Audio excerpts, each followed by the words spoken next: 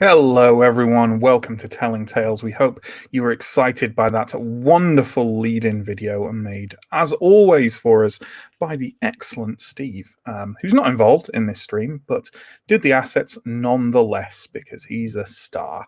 So, we're Telling Tales. We make atmospheric role-playing games and we live stream them for you here on Twitch, or maybe you're watching on YouTube. It could be one or the other. Check the links below if you want to find either of those, as well as social media, Discord, Patreon, all the usual wonderful things that can be found in links. We'd love for you to check them out and follow and subscribe and all that good stuff. Before I get any further into what we're doing tonight and introducing the system and players and all sorts of stuff like that, first off, I will introduce our stream manager for tonight, John, our regular Wednesday night stream manager. What does a stream manager do? Well, a stream manager fiddles with cameras and artwork and chat and all that kind of stuff. Hi, John. Hi, Matt. John's here to make sure we stay on track and to do lovely things for us so we can focus on the role-playing. Are you excited for Coriolis, John? Yes, very much so. Good. Not as much as both Chris and Mike seem to be. No, they're mainly typing the word space and bums in the private chat, but it's good to have a hobby. So thanks, John. And if John turns up again, don't be alarmed. It just means that something's gone horribly wrong. So let's do a little bit of promo first. So, as I said, we're Telling Tales. We run games every Monday, Tuesday, and Wednesday evening here on Twitch at 8 o'clock BST. Mondays is Call of Cthulhu, Tuesdays is Blades in the Dark at the moment, and Wednesday is Coriolis, right? That's what you're watching, the first episode. Normally we run Symbaroum, which is a kind of dark fantasy thing from Free League on Wednesday, but we're taking a little break from that and playing some Coriolis in the meantime. We also run monthly one-shots on the first Saturday of every month, the most recent of which was, oh my word, was it this weekend gone or the weekend before that? It was this weekend just gone. And that was The Expanse, which was a mammoth 6.5-hour stream. It's still available as a VOD on Twitch. And the GM for it is one of our players tonight. But which one? You'll never know unless we say, or you go watch it or something. Yeah, that's our stuff. Let's start talking about Coriolis before we introduce the players. So Coriolis, and I don't normally do props with this, but I was using it for some last-minute research, and it's a beast. Look at that. Coriolis, The Third Horizon, is a role-playing game published by Free League using the Year Zero system. I believe there was an original edition not by Free League. I think it was by Team Yarnringen, who also do Symbaroum. But when Free League took on a kind of second edition, they added the Year Zero system to it.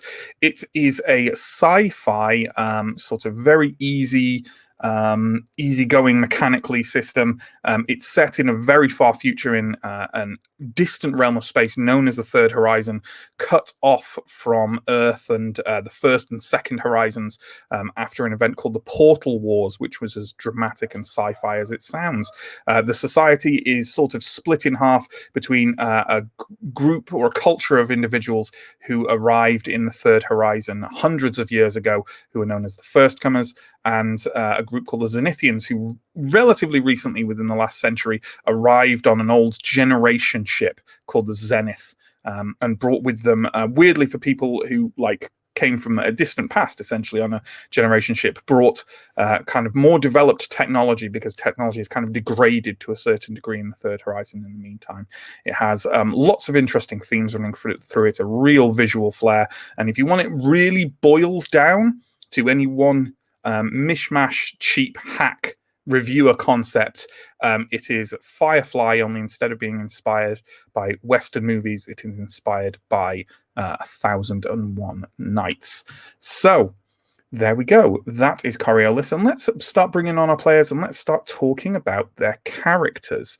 And if they bring up any concepts as they do so, kind of any concepts that might be new to you, we'll talk a little bit about that, right? And we'll broadly address the setting, and then we'll just crack on with it. So the first player we're going to bring on is one of our Wednesday regulars. It's Chris. Hi. So Chris, tell us about Levere, who you are playing. Yeah, Levere is from the desert planet of Dabaran. He's not a particularly wealthy person. He's very young, with kind of mousy, shortish hair and clean shaven generally. He is always to be found in his flight suit and would look like any one of a dozen other kind of ship hands or pilots, were it not for the fact it's semi-conspicuous how many kind of pendants and iconography relating to the faith is kind of held around him and held on him. He has found himself. Go ahead. So just to explain this concept to people, so the inhabitants of the Third Horizon, particularly the first comers, hold on to a faith that venerates the icons, a series of, I want to say 12, sort of not quite godlike figures, but not 100% not godlike figures either. Sort of paragons, as it were, kind of avatars of things, and they're kind of halfway between a star sign and a deity. I think is quite a good way to put it. And clearly, Levere has quite a lot of faith in the icons. Absolutely. Yeah. Cool. Let's bring on our second player, another one of our Wednesday regulars. Let's bring on Mike. And Mike, why don't you tell us about your character, Sadira? And you're on mute. An auspicious start. Can I just say, my favorite thing about people accidentally being on mute is being able to tell what they say silently when you say that. So you, in that case, going... or in other cases, people going... Accurate. So Sadira is a young female. She's around 20 years old. Just a fairly average-looking person. Not particularly noticeable or memorable. Spends quite a lot of time outside and dresses accordingly. So we're talking sort of, dusty, dirty. Robes and a headscarf as well to keep the sun off her. Small bit of brown hair, dark brown hair showing maybe underneath that. But yeah, that is pretty much what she wears and what she looks like. And yeah, I will leave it there. Absolutely. And I think we'll talk a little bit about the background of your character and another character, but we'll do it after that player introduces a character, because your two characters have a bit of a history, don't you? So we'll talk about that. And speaking of that player, you know him, you love him. He's Sam, another one of our Wednesday regulars, and at the moment a Tuesday regular as well. So dominating the channel at the moment, Sam. Why don't you tell us about your character, Adam? You're also on mute.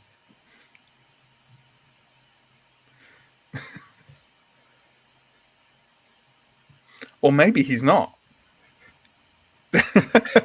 Now that's a whole different kind of trouble. Now's the time to mouth. All the swear words you can. Absolutely all the swear words you can. Sam thinks his mic is broken. Physical switch, USB in and out. Disconnect, reconnect, that kind of thing. Might be an idea to bring one second. Yeah, we'll bring in Stephen while Sam is talking about his stuff.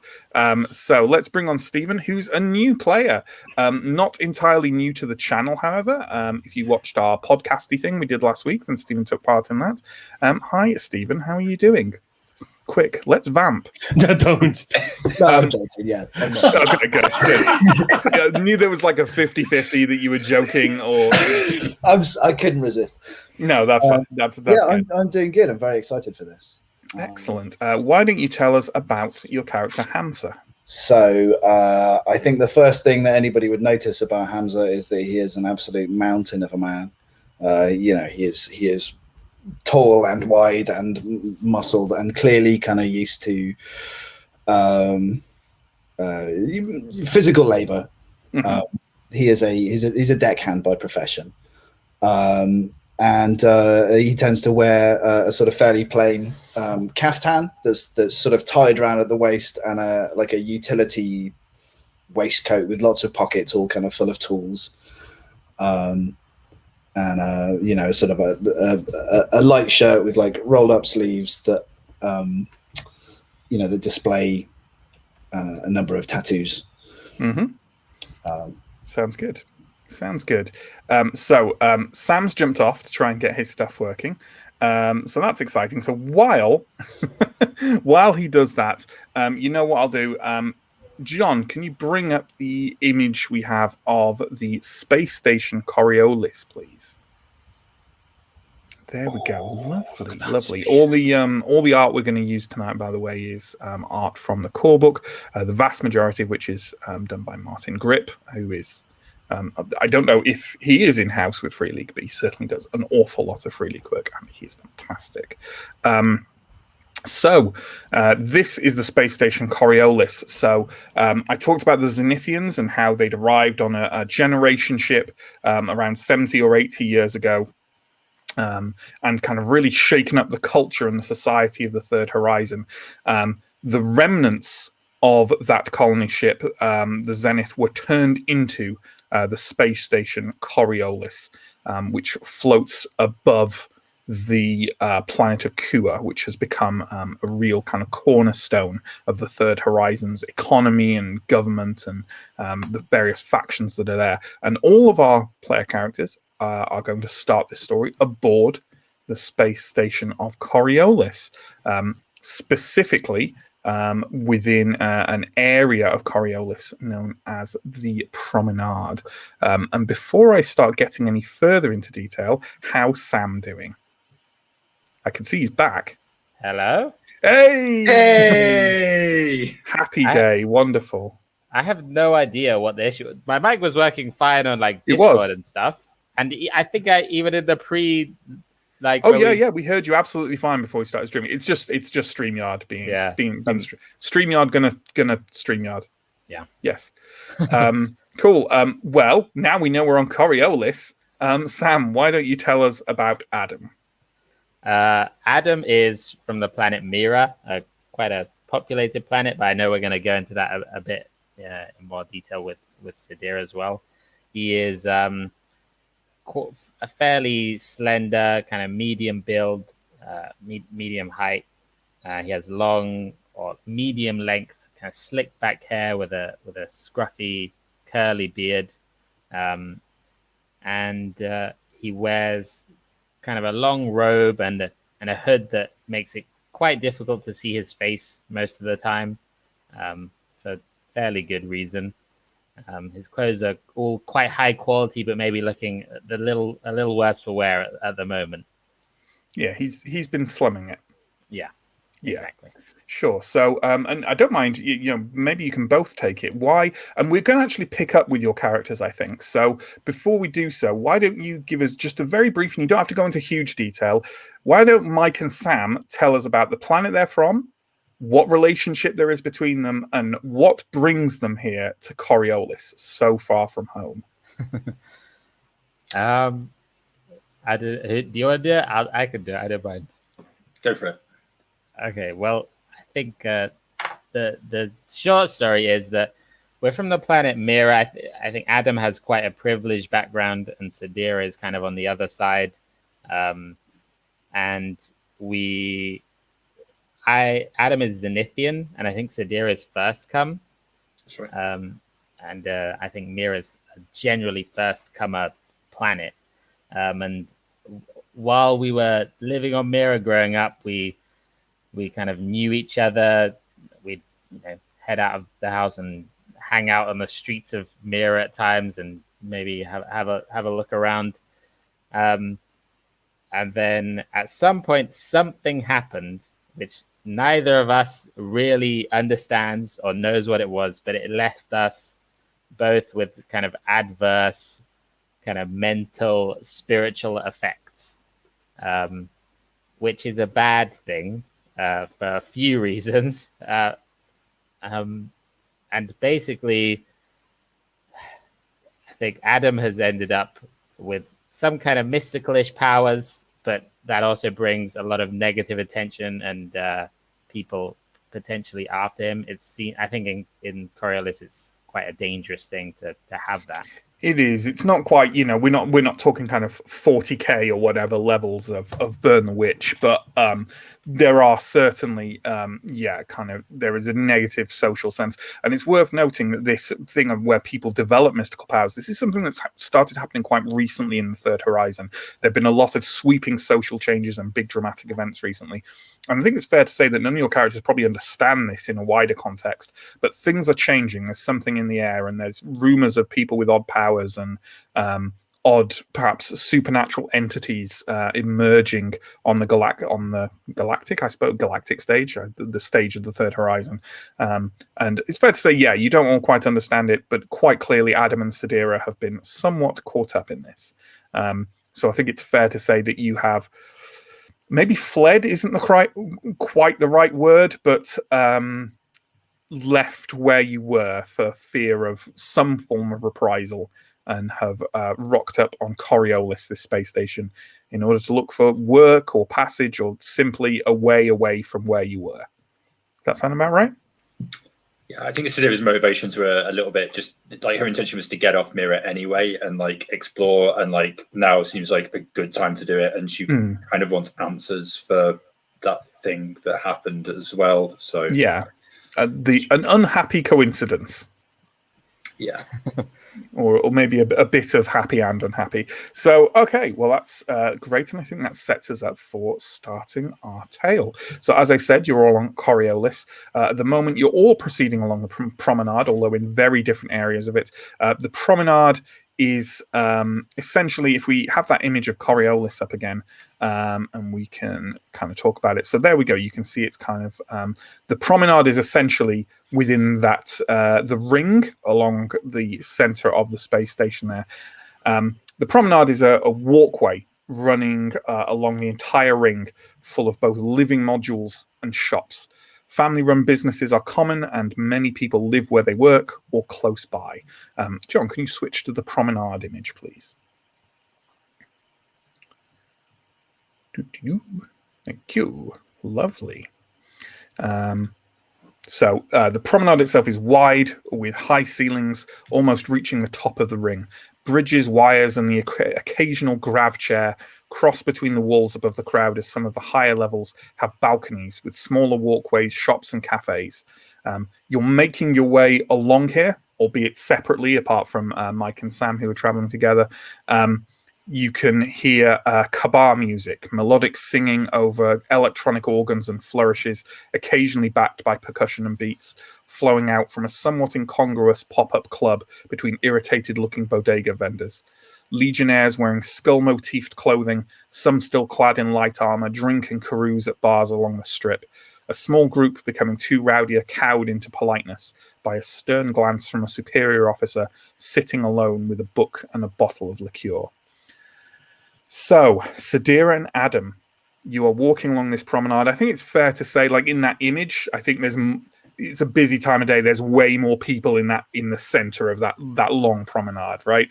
And you're making your way towards, well, you have been informed that there is a man aboard Coriolis who might be both decent and have some easy work for you with not too many questions asked. His name is Captain Merrow, and you are on your way to his office, which is on the promenade. But I think it's safe to say you don't know your way particularly well around the promenade. So what are you likely to be doing? Are you taking interest in anything particular? Are you kind of talking between you? What's going on? I think perhaps not talking. I'll probably make a point of walking a couple of steps in front of Adam. Like I know the way, even though I don't really know the way, being quite unfamiliar surroundings. And yeah, just taking in the sights and sounds and smells. Yeah, I think probably quite a different atmosphere to what we're used to, and definitely trying to pay attention to it all while probably staying out of sight of any legionnaires or kind of authority figures I see hanging around. I'll probably try and keep pace with Sadira, who is like trying to walk in front of me, but I'll awkwardly tag along behind. and trust that she does in fact know where she's going.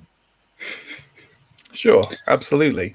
Well, as you're moving along there, let's say, as you say, you know, you're unfamiliar with the promenade, and Sadira's leading the way. So why don't we have, let's have a roll and start to experiment with the rules of Coriolis. So why don't you give me, Sadira, a observation roll? So what you'll do with that, and this is, the players know. They've done their homework, but just for the purposes of you gentle viewers, Coriolis works with the year zero system. The year zero system is very fluid and very easy. It's essentially you have skills, and each skill is associated with an attribute, and you combine a skill with the appropriate attribute, and you roll that many d6, and 6s are successes. There's slightly more nuance to it, but if you know that, you know how to play Coriolis and Year Zero. So, Sadira, what is your score in observation? Okay, so I have observation 2 and wits 5, so 7 d6s. That's pretty good. Pretty good stuff. And I need 1 6 to pass. And yep, just 1 6 to pass. How many 6s did you get? Just the 1. Just the 1. Okay. That's absolutely fine, though. You remember you got this information from a grizzled old stevedore who was staying in the same bunk room as you guys, and he mentioned kind of a cafe nearby that had a particularly. He seemed to think that you would know the cafe purely by the incredibly rich smell of the coffee they make there, and you doubted this. But actually, you are now approaching the cafe, and you can already smell that kind of rich, bitter tang coming from it. And it seems to have a lot of kind of satisfied customers outside. So clearly, this is the area that his offices are apparently in a small, they're not exactly alleyways, but they're kind of deep recesses off the side of the central promenade. And you were told to look for a green door. Okay, I'll turn around to Adam. I think this is it. Keep up. Don't do anything stupid. I'll try. You sure this is the place? Well, matches the description. I guess I'll knock on the door and see if anyone answers. Absolutely. You knock on the door, and a viewport. I don't know what they're called. Kind of like, you know what I mean, like a slide across, like a speakeasy or something. Slides aside, and you can see a kind of a pair of eyes looking through at you, and a rather gruff voice says, "Business." Looking for Captain Merrow. Is this the right place? It is. Why? You want to work? He's very willing to work. We can work hard. All right, wait here. Closes. Let's jump to Chris. So, Levere, you yourself are walking through the promenade. You also have an appointment with Captain Merrow, although Captain Merrow knows about this one, because you have been contracted on to work for Captain Merrow, or maybe not directly for him. You're not sure of the details yet. More specifically, you've been contracted to work for the Free League, not the developers of this game, but a faction within this game who the developers of this game are named after. The Free League are a sort of loose conglomerates of traders, merchants, some mercenaries, explorers, scouts, colonists, who have essentially kind of formed an opposition to the Consortium, who are a Zenithian coalition of more official corporations that have grown increasingly dominant in the Third Horizon over the last few decades. The Free League offer a way to work steadily outside of the Consortium's grasp, and you have decided to take it. What are you likely to be doing as you're walking on the promenade? Is there anything you particularly would be looking for? I'd probably be picking up a bite to eat from one of the kind of vendors. Absolutely. There are some amazing street vendors on the promenade. Is there anything in particular you're looking for? some kind of maybe like beanie vegetarian roll, like a vegetarian burrito, like space vegetarian burrito, please. Space burritos, please. That's what we want. Well, you know what? Like, I'm going to make everyone make a roll just because it's fun to make everyone go through this. I mean, I think this is probably also observation again to see some good food nearby. To take your pick of the vendors. So why don't you give me an observation roll there? It is wits plus observation, so that's 5. I guess it could also be argued to be survival, but the food here is pretty good, so we won't go that far. Just one success. Just one success, that's enough. You pick up a very satisfactory space burrito from it's obviously not like a modern thing, but you've got a kind of wrap, and perhaps there's sort of a metal pot or various metal pots, and people kind of serving themselves with different kinds of beans and adding some rather exotic vegetables to that, and then the vendor wraps them up for you, and you kind of walk away, kind of foil bound, munching away on that quite happily. Is there any particular interaction you want to have with the vendor of any kind, or just how does Levere treat street vendors?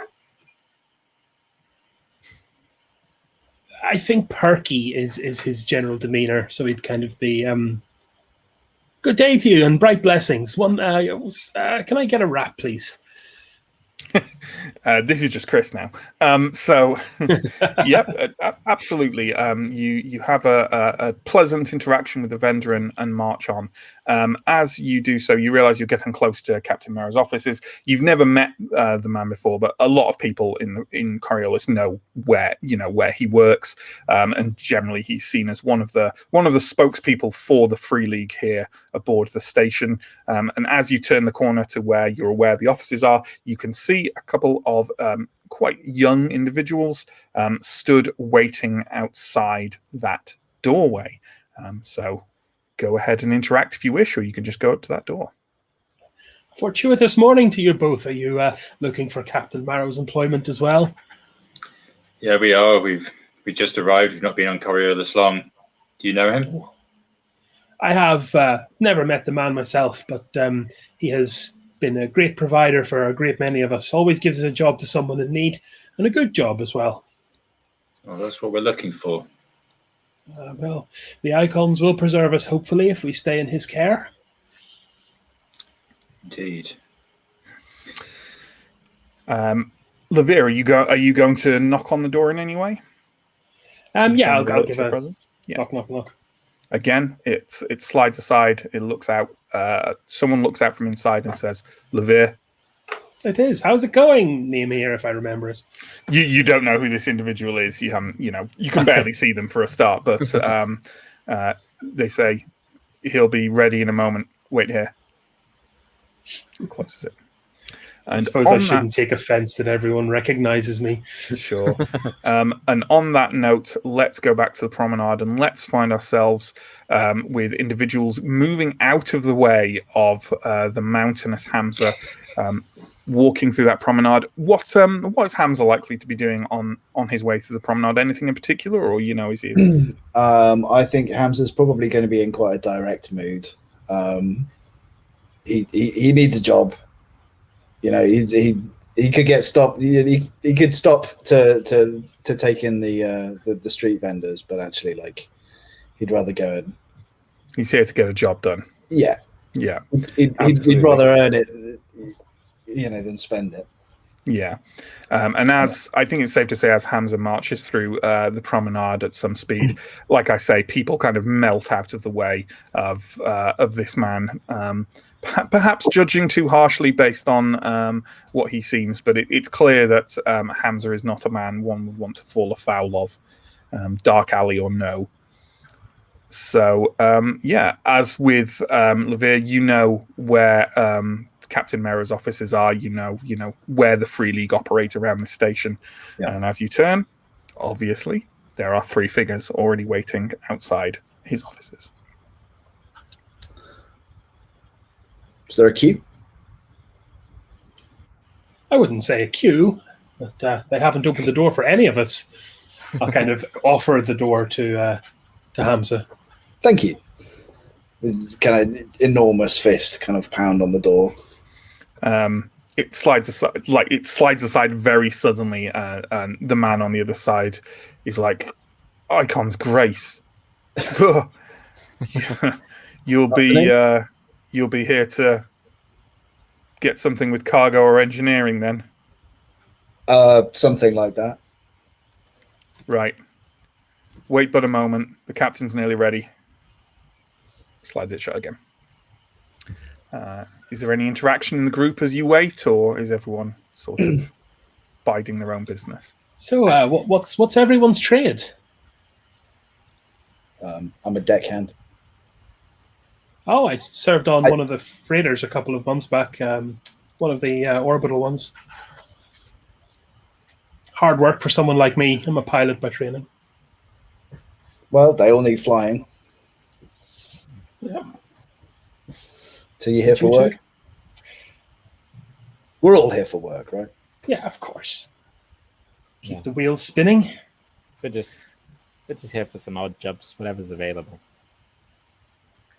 The Free League are good at odd jobs.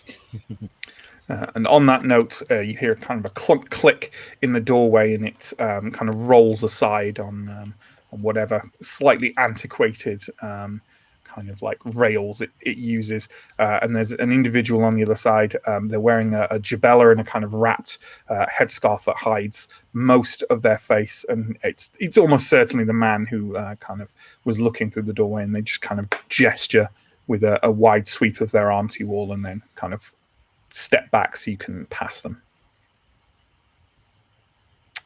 I will just assume you're going to do the most obvious thing unless anyone says so. So you step through. This isn't a very large and impressive office.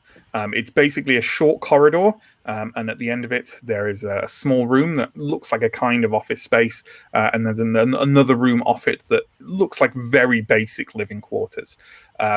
You are ushered down the corridor and into the office room. It is very bare bones. You know, there's quite an old-fashioned wooden table there, but it doesn't look like an antique or anything valuable. It just looks like a very battered, functional thing. On that table is mounted a data terminal, and that's being tapped away by a man standing behind it, a man who you would probably all assume to be Captain Mero.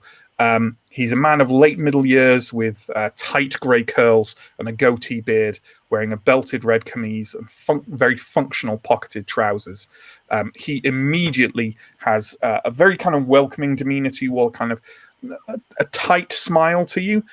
He comes across immediately as someone welcoming but firm.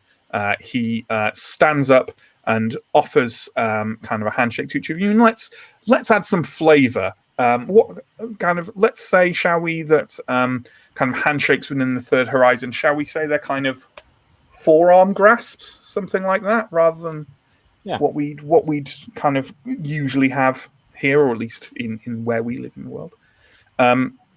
He grasps each of your arms and sort of he doesn't gesture for you to sit because there is nowhere to sit, and he kind of takes a step back, taps on the data terminal to sort of temporarily kind of close it down, and looks up and across at each of you, and kind of pans his eyes across, and then goes, "You're Levere?" Yes, Captain, I assume. That's right.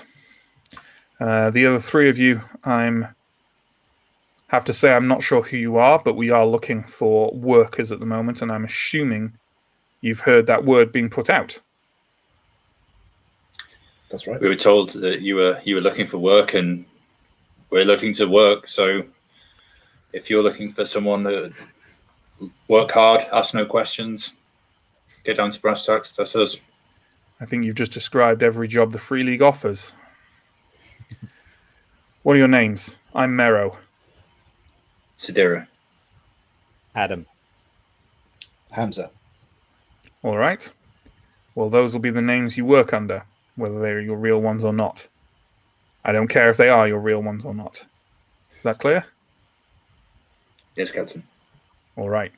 Well, Levere here, we already know what he's going to be doing, but the rest of you, I mean, you're a stevedore, correct? He's directing that to Hamza. Deckhand. You need things cleaning. You need things fixing. You need to keep ships running. That's me. And carrying, right? And carrying. And if you need it, security. All those things could come in handy. The other two of you, what are your skills? I can look after myself in a fight. Know the right end of a rifle. I'll try my hand at anything though. I'm quick to learn, and I'll work hard. I have to admit, I've never worked on a ship before, but just like Sadira, I'll learn. I'll learn quickly, and I'll work hard for you. Good. Any of you medics? A little. I can patch people up when there are accidents. That helps. And we know about Hamza here, but Sadira and Adam, neither of you are allergic to carrying large objects, correct? Correct. Correct. Good. Because that's the most basic and frequent work there is that we will have. So here's the deal. I would be delighted, of course, to offer you a place on Merrow's Promise. But that's not going to happen right now, because for the foreseeable future, I am contained within the dockyard. Instead, I am prepared and able to offer you work aboard the craft of Captain Ghazala. She is one of my associates within the Free League. She is overseeing a transport of cargo and free workers to Algol. Local industries there are suffering resource shortfalls because of rebel activity. Does this sound like something accommodating to you? Does it pay? It pays. No. Standard pay with bonuses, should bonuses be required. That's security you mentioned. Understood. I don't know what you all know about Algol. What do you all know about Algol? Do you anyone can if you as a player know about Algol, you can volunteer information you think your character might have. Otherwise, we can do maybe a little roll of something, and we can kind of see what people know. That would probably be a roll of culture, which of course is an advanced skill, which means that unless you have a point in it, you cannot try to roll it. So is there anyone is there any player here who knows about Algol who would think that their character would? I just a little. Sure. So I think it's fair to say that there's some information that any first comers among you would know, which is that Algol is often considered the kind of spiritual home of the first comers, and is traditionally, but the history on this is very murky, traditionally the first planet settled by the first comers when they arrived in the Third Horizon. But the actual detail of that is long gone to the darkness of history. But let's see what else you might know. So if no one thinks they'd know it automatically, that's absolutely fine. Anyone who has culture can give me a culture roll. I have some culture. Chris, I do actually have culture. You have culture. Yeah, people said for years that you didn't, Chris. But and again, it's 1 point, so that's 5 dice altogether. Now, one success. And that's rolled with empathy. So it's empathy and culture for anyone who has it. How did you do on the roll there, Sam? I also got 1 success. Okay, great. So Algol is a system which is not a particularly happy place these days. As I say, it's a stronghold of first-comer culture, but increasingly, due to the overwhelming domination of the consortium, that group of corporations, first, a lot of people within the first-comer culture have had to turn to other factions in order to make their way, including a faction called the Syndicate, who are effectively a semi-legitimized organized crime organization, and the influence of them has set all kinds of things awry on Algol, and it's increasingly being ruled by a tyrannical fist, by industries and crime bosses, and it has as Mero alluded to, it has had a massive wave of rebel activity over the last couple of cycles that have made it a relatively difficult place to exist, one would imagine. Also, historically, it has something of a dark supernatural reputation, as well as its reputation for being the first planet colonized. So much so that, and I will get this right, I believe it is, Algol is sometimes referred to as the Demon Star. So it's not got a great reputation, as Adam and Levere are well aware. I will chirp in and go, I've always wanted to go into orbit around a trinary. Going to enjoy those jumps. Well, I think there'll be... I think we're looking to do just one jump, so I hope you're ready for a long calculation when you get to the portal. We're doing our own? Okay. Ooh, the tough numbers. I imagine the captain will wait for a convoy once you get there, but that's up to her. Well, if you're all interested, then we will sign the papers now. I can give you guidance to the dock where she should be. She's at Neoptra. Neoptra is the main spaceport in Coriolis.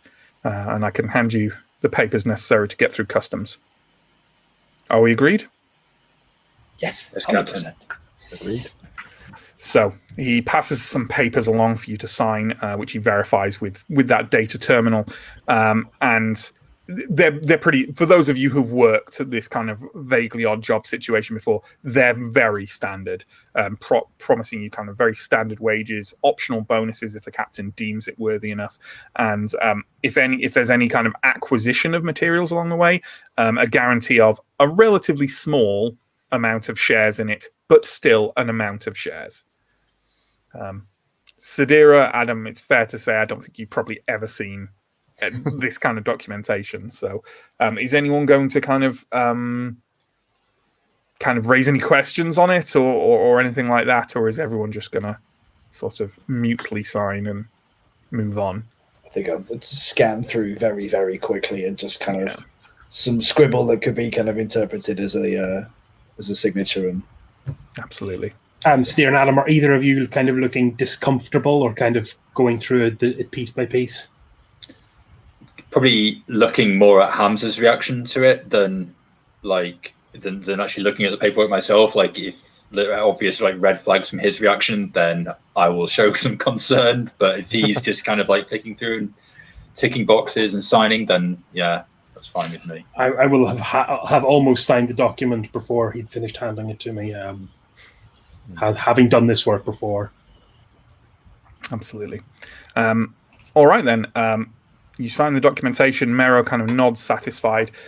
He scans it over the data terminal, which obviously reads the information, takes it in, and then he kind of folds it up, hands it all back to you, rifles around in a table drawer, gets out what look like fairly stock kind of Free League worker passes and hands one to each of you after drifting that again over the data terminal. A lot of the kind of the paper material in this is laced through with sort of I don't know how to term the technology, but it's got verification details in it, so you can just tap it on the appropriate data terminal and you'll just they're not just passes, they're like tube passes or whatever as well.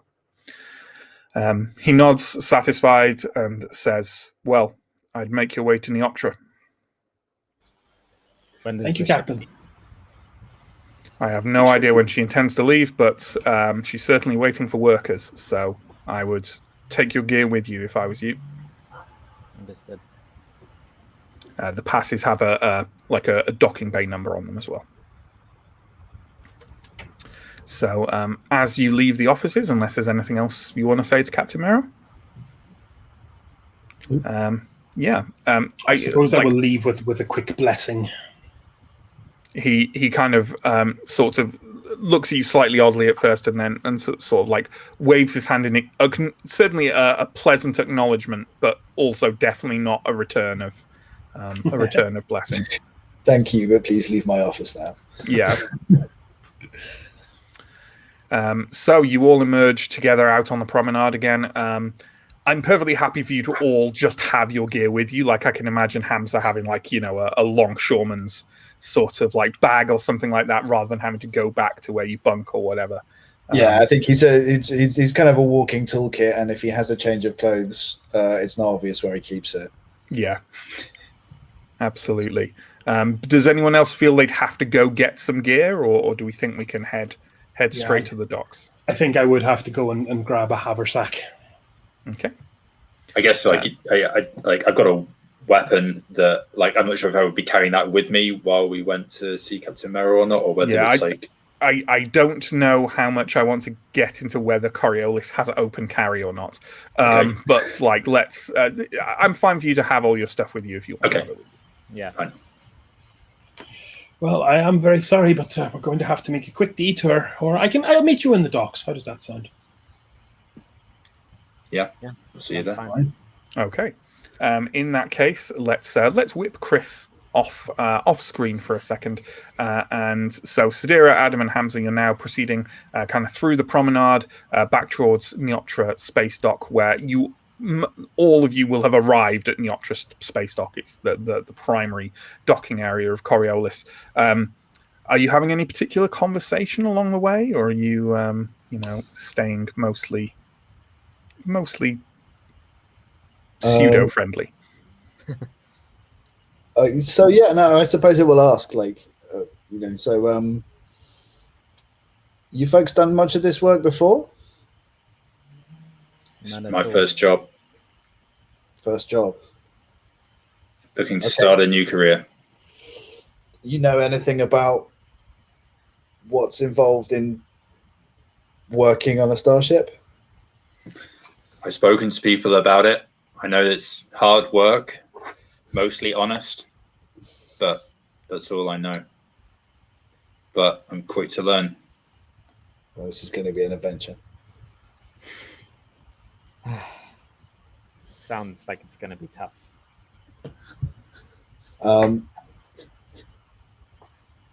It is. I'm not going to lie. But, everybody has to start somewhere. I've been doing this for years. Do you know this? Do you know this captain? You worked with her before? Merrow, yeah. Well, I've done some jobs for him before. I mean, I don't know him personally, but free league pay. They're usually reliable. Sorry, Mike. Were you trying to refer to the captain you're going to work for there, Captain Gonzala? Sorry. Yeah. Okay. Well, I assumed that you meant Merrow. Yeah. I didn't make it clear. Yeah. No, I don't know. I don't know this captain. But a job. On that note, as you walk through Coriolis, you quite soon reach Neoptra Spaceport. The main entranceway and lobby of the Neoptra Spaceport is glorious, with shining floors in white Kuan marble and beautiful bas-reliefs on the sturdy pillars that support the many balconies that make up the spaceport's different levels. After proceeding through here, it changes considerably to Armonite bulkheads and riveted plating all around. Inside the crescent-shaped balconies that follow the arch of the outer hull is a large terminal full of small cantinas, shops, market stalls, and carts, a kind of miniature of the larger plazas up in the ring and the promenade. There's not really any opportunity to kind of the hubbub is huge in this place, and you almost kind of barely manage to stay within sight of each other, let alone do much communication. But as you proceed through to that slightly quieter, slightly more shabby area of the functional area of the space dock, you reach customs. You wave your passes and are let through and pointed in the direction of the docks. The spaceport is large enough that it takes you about 10 minutes to walk from customs to the docks area listed. And as you do so, you walk into a kind of a large, very open area with a relatively large freighter just kind of docked in one vast open area with blue lights spilling out from various gantryways and vents where people are doing some kind of maintenance work to it. And we have an image of this. John, can you bring it up, please? There we go. Along the kind of, there's a rail near in front of where you are. You're kind of stood where this view is from, right? As you're looking at this, and as you're stood there, you see that there is a kind of a group of men and women standing there. Most of them in very kind of functional, like work clothing. And one of them kind of points at your group as you walk into the area, and another one peels off and walks towards you. He is a weathered and wrinkled but still hale-looking man in his early old age, with a head seemingly completely naturally bald and sharp grey eyes. He's wearing functional space fatigues, and he kind of strides up to your group and says, "You come from Merrow?" That's right. All right. Well, I suppose I better take you to the Shining Light. Not this. We're not here. We're using this dock to, well, it's sometimes a good idea to not let the consortium track where you're docking up. So, he kind of turns around and then turns back and says, "Wasn't there a pilot?" He said he'd meet us here. And on that note, why don't we bring Chris back on and have Chris enter? And the man kind of points and says, "Ah," and kind of calls across the space between you and the entrance to this dock. "You the pilot?" Oh, I'll try to catch up and kind of slightly out of breath from jogging across with a little duffel bag. Yes, Lauer. Oh, icons be praised. Oh, I didn't need that exercise. Is this the boat? No. Oh. I wish this was the boat. Afraid not. My name is Botu. I'm the first mate. I'll take you to the captain and to the Shining Light. What do the others of you do? Whatever I'm told. Quick learner. I like you. Yeah, anything you need. All right. Some of you armed? Yep. Yeah. Good. Not that we're expecting it, but that's when it hits you. He turns around and starts walking towards a kind of slightly lower docking area from this large freighter, where there is quite a small shuttle docked up. And he just walks up, lifts the hatch on it, and kind of gestures for you to get in. Inside it, it's literally like a sort of long, relatively thin tube with a series of kind of latched and secured chairs in it that you can buckle yourself into, just all in a row. And he kind of ducks inside, walks to the front one, and starts kind of like flicking things, and the tube starts vibrating slightly. Lights are coming on. You can hear kind of like some hydraulics kicking in and sort of like air valves releasing. There's a as the hatch closes behind you, and he turns round Batu and says, "Is everyone strapped in?" Yep. Okay.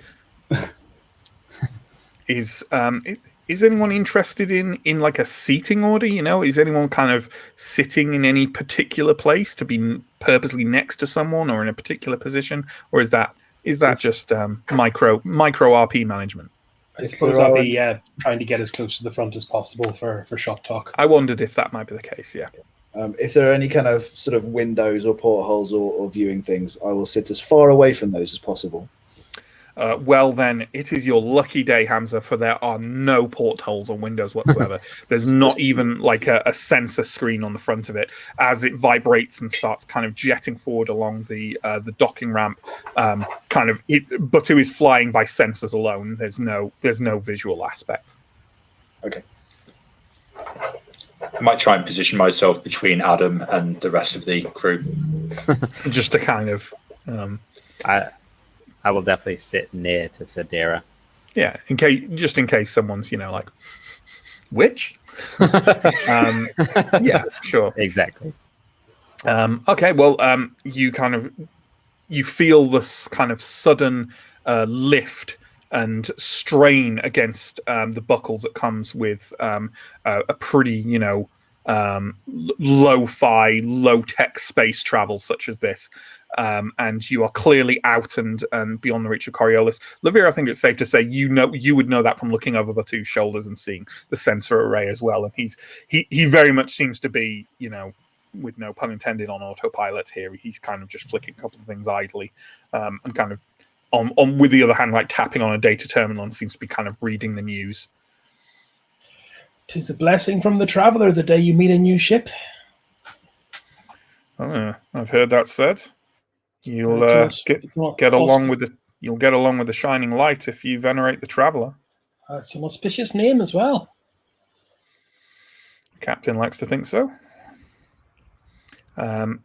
Ahead of you, as it starts moving forwards, all of a sudden, clearly, the shuttle does in fact have a sensor window, but clearly Batu didn't feel like he needed it until this point. He taps away on a touchpad, and it flickers to life right at the front. And obviously, the further you are back, maybe you can't see it so good, but for what it's worth, those of you who can see, this is what you see.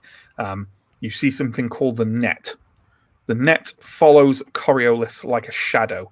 Its spindly and seemingly fragile construction is actually the Zenith's old skeleton, nowadays supporting commerce rather than an actual ship.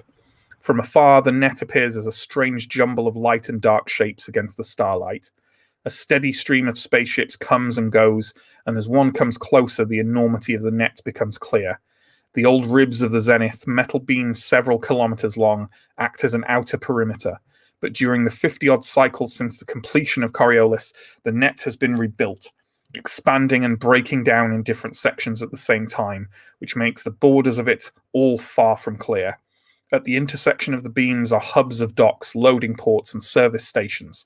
Heavy freighters bearing the logo of the consortium rest against the beams, while their precious cargo is redistributed onto smaller vessels to be taken down to Cure. Banged-up free trader ships glitter like tiny pearls in the dark as the welders mend the damage from their last trip. Stevedores and exos move across the ships and the beams in a never-ending dance. You are closing in on one of the huge arched ribs of the old generation ship, and Batu kind of leans over his shoulder and it basically visually takes in people's reaction to this. Now, I would imagine Lavir is perfectly familiar with the net, and I would imagine Hamza probably is as well. From like, if you've taken loads of jobs, you've almost certainly come here to like switch ships or work on ships while they're in dock or whatever. Sadira and Adam, on the other hand, how do you feel like they might react to this view?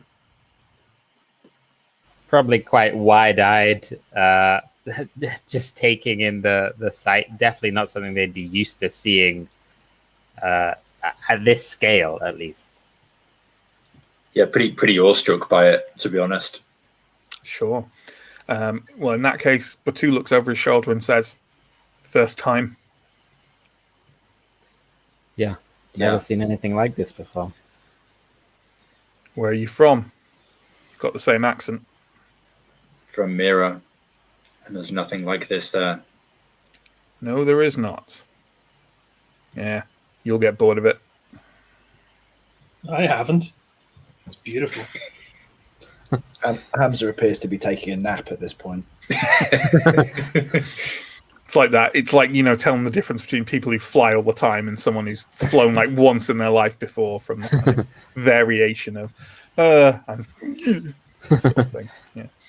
So the shuttle slowly approaches one of these huge arms and enters a relatively dark portal in the side of it, and then you can kind of feel gravity starting to slowly kick back in as it rolls around to one side and seemingly kind of just glides and almost bumps against the docking place that has been laid aside for it.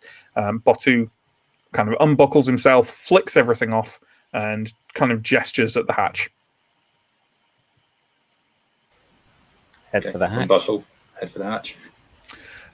You emerge onto what really does seem like a very long, boring metal corridor, kind of very functional. You can see people walking around who look like maybe kind of mechanics and engineers going about their daily business. Every so often is a kind of viewing port in the side from which you can see on one side Coriolis gently kind of rotating in orbit above Cure, the kind of vast majesty of Cure itself, and on the other side, nothing but endless starry void. Batu starts striding down the corridor. Just hoisting our gear and following. So, Batu leads you for a few minutes down and then turns into what seems to be kind of another large docking bay. This one has a ship in it that looks like it may be more along the size and impressiveness of one you might have been hired onto. Let's be honest. Let's bring the image of it up. It was too fussy to remove all the text from this one, so I'll say I left the text on purpose so that people could pause it and read about the specs of the ship if they want. But really, it's because it was pain in the ass to do it. So just to explain, it's a salvage ship type. Camrook is like the what's the word I'm looking for? The model? Yeah, the model of the ship rather than kind of the name of the specific one. But that's the kind of thing it looks like. It does, however, look well, not exactly like that. The Shining Light is a relatively small, repurposed salvage vessel. It's clumsy and blocky, but with quite... Well, you know what, actually? Why don't we have people roll for this? I think that's a good thing. I think people can roll either pilot or technology for this. But they're both advanced skills, so obviously you need points in them to roll at all. But if anyone has pilot or technology, you can give me a roll to try and pick up on more details about the ship. I get 1-6. Cool. I'm assuming Chris definitely has pilot. You're on mute, by the way, Chris. Two successes. Anyone else?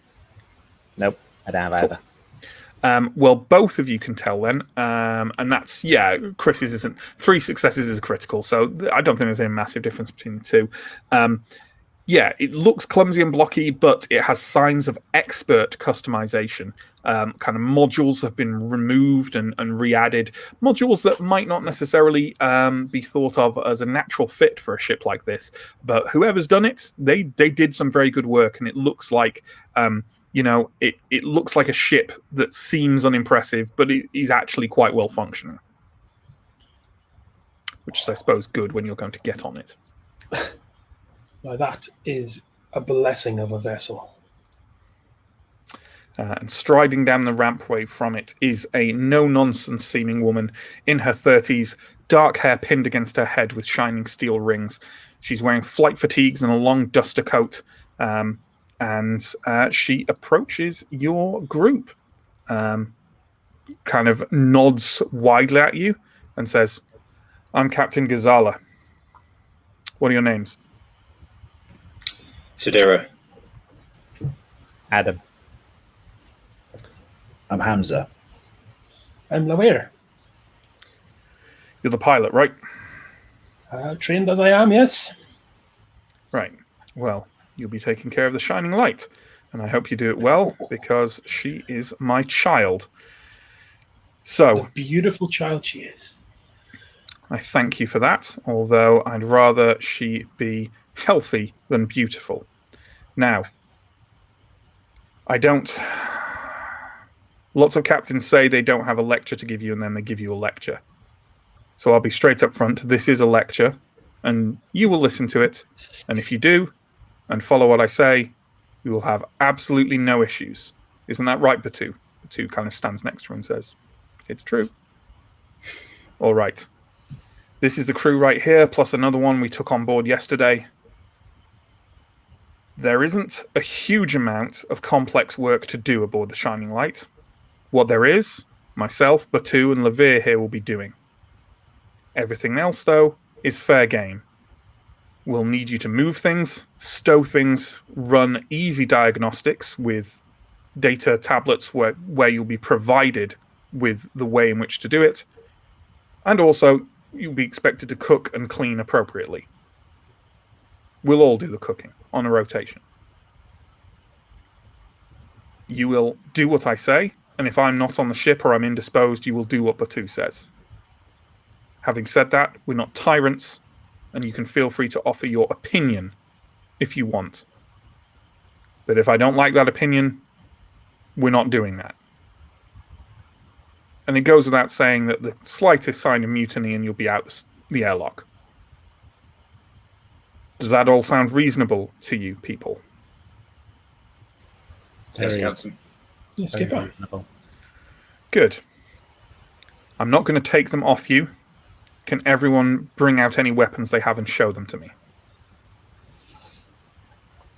I rummage in a bag and pull out a power glove, which is a sort of metallic kind of fist thing with like a kind of pistons in the end. like a hydraulic Roman cestus, like a Yeah. But is it also used for like engineering, mechanical work? Right? If you have to, turn I think it probably has kind of technical uses, but it's also really good for punching. It's people. mainly going to get used. Mainly going to get used for punching people. Yeah. Anyone else? I pass over a small stunner. Is that like a stun pistol or like a kind of stun baton? It's just a stun pistol. Okay. I have a Vulcan carbine. I also So, have one of those. So like kind of matching rifles basically that you've got. She kind of glances down at them. She doesn't kind of take them off you, but she kind of looks at them as you hold them out and says, "All right. If we need to use those, and we know we need to use those, I can provide you with some ammunition if needed. But hopefully we won't. Hopefully this goes smooth. We arrive on Algol. We provide some odd jobs and labor there, transport some cargo, transport some workers. And then when our contract is done, in a segment or two, we come back here. If you want, you can stay there. There's lots of work there. If your performance is adequate, maybe you can stay on with me and we go and do another contract." Sounds Clear? good. Clear. All right. Aboard you go. We're leaving. So soon. Oh, okay. So you all step aboard the ramp to the Shining Light. The ramp aboard, as you come up it has a large relief on the wall facing it. A relief of the Traveller, one of the icons that are the symbols of faith for the First Comers and other inhabitants of the Third Horizon. And I believe we have a little image of the relief of the Traveller when John gets to it. And here represented as the Traveller commonly is, as a man facing the horizon, holding a walking stick and an astrograph. But it's very nicely done on the facing on the wall of the ramp. We'll stop and give a little bow and offer a quick, almost mumbles prayer to us. And carry on. Quick prayer. Anyone else have any interaction with it on the way in? Yeah, I think I'll nod and stop and pause for a moment. Sure. Is Hamza also born under the Traveller? He is not, but he's getting on a new spaceship for the first time. Sure. Yeah. Absolutely. You are born under the Traveller, though, aren't you? Is that right? No, I'm actually a messenger child. Ah, well then. No. I am born under the Traveller. I think I will just, I won't stop, but I'll kind of touch it as I walk past it. Just run my fingers along the relief. Yeah, just like touching something for luck, right? Just almost reflexively. Cool. Okay. As the ramp starts pulling up, you hear like a sort of like the loud hailer system inside the docking bay crackles to life, and you hear a voice saying, "Shining Light, you are overdue for leaving your berth. Please do so immediately." That's my cue. Which way's the bridge? as the ramp kind of tilts closed, Batu kind of shakes his head. And do you think anyone would have lingered slightly? It sounds like Levere is heading off to the cockpit, or whatever the cockpit equivalent is in here, as quickly as possible. Do you think anyone else would have kind of lingered as he's closing the ramp? I think I'd linger out of not knowing where to go or what. Sure. Sure, absolutely. Yeah, I think I would stand for a few seconds to see if the captain was going to give us a guided tour, and if not, I was going to go exploring and yeah, sure, as quickly as possible, kind of go and try and acquaint myself with the ship. Absolutely. Well, as that announcement comes out, both the captain and Batu kind of swear under their breath, and the captain kind of goes off, effectively kind of following Levere to kind of pilot the ship out of here. Levere, you definitely know your way, you know where the cockpit is on this model of ship, so you can absolutely find your way there. But anyone who's kind of left behind, so that sounds like maybe kind of Mike and Sam. After he curses and the ramp comes up, Batu kind of shakes his head and looks across at where you are and gestures and says, "Consortium, they don't like Free League vessels on the net anymore. Last few cycles getting worse and worse." We pushed off now. That's right. Levere, this is an extremely well kept and maintained set of, systems. Let's talk about what the cockpit maybe looks like a bit, and just throw in any details you want, because I have no kind of preconceived notions. But in my head, it's kind of maybe large box-like, in keeping with the kind of functional nature of the ship. And maybe it's got a couple of seated positions and a whole load of kind of diagnostic sensor equipment around you, and some big chunky data terminal interfaces. Most of the computers, as it were, within Coriolis are voice activated, and actually having to use a keyboard or anything like that, or controls, is considered very kind of rudimentary. And also kind of having to program anything by typing things rather than talking to the computer and telling it to do certain things, and kind of constructing instructions for it vocally, is considered that's old tech. That's pretty rudimentary. So with that in mind, Chris, you can feel free to talk to the data terminal if you want. Okay. Greetings, you fine creature. My name is Lauer. Can you give me a status on the graviton projectors, please? We need to make a quick exit. I'm not going to say that it has a voice back, but certainly the information starts flashing up in front of you. Although, let's say before it does, it asks for a kind of verification, and the captain steps into the cockpit behind you and says, "Verification granted," and it starts obeying your commands. Perfect. It's very quick and easy. If you just want to launch straight out of the net, you can do so, or you can run some diagnostics first. It's entirely up to you. I think we'll just a quick check on main engines, please, and RCS to leave. Execute, depart, burn. All the relevant information comes up. Everything, all systems fine. The engines are fine, and you detach from the dock and start gliding gently through the air as the kind of the port doors roll open in front of you. This cockpit doesn't have viewports. Very few spaceships have actual viewports, but it does have sensor screens, and the sensor screen was already on when you came into the cockpit, so you can kind of see out ahead of you as much as you want. You have detached from the net and are now rolling through space. I'm assuming, because you're going to Algol, the way that space travel works in Coriolis is through a series of kind of wormhole-like portals, which are usually located near the star of a particular system. And there can be multiple portals that go to different systems near any particular star, and Cure has quite a few of those. You know the way to Algol. You know that what you'll need to do first is fly to the portal, and that's a relatively easy job, albeit one that will take about 5 days. You've flown this route before. Once you're there, what it's typical to do, because jumping through a portal can be dangerous, but more to the point is quite expensive per jump, largely because they are maintained and controlled by various factions who kind of apply a fee, essentially, to jump through. That fee, however, is per jump, not per vessel.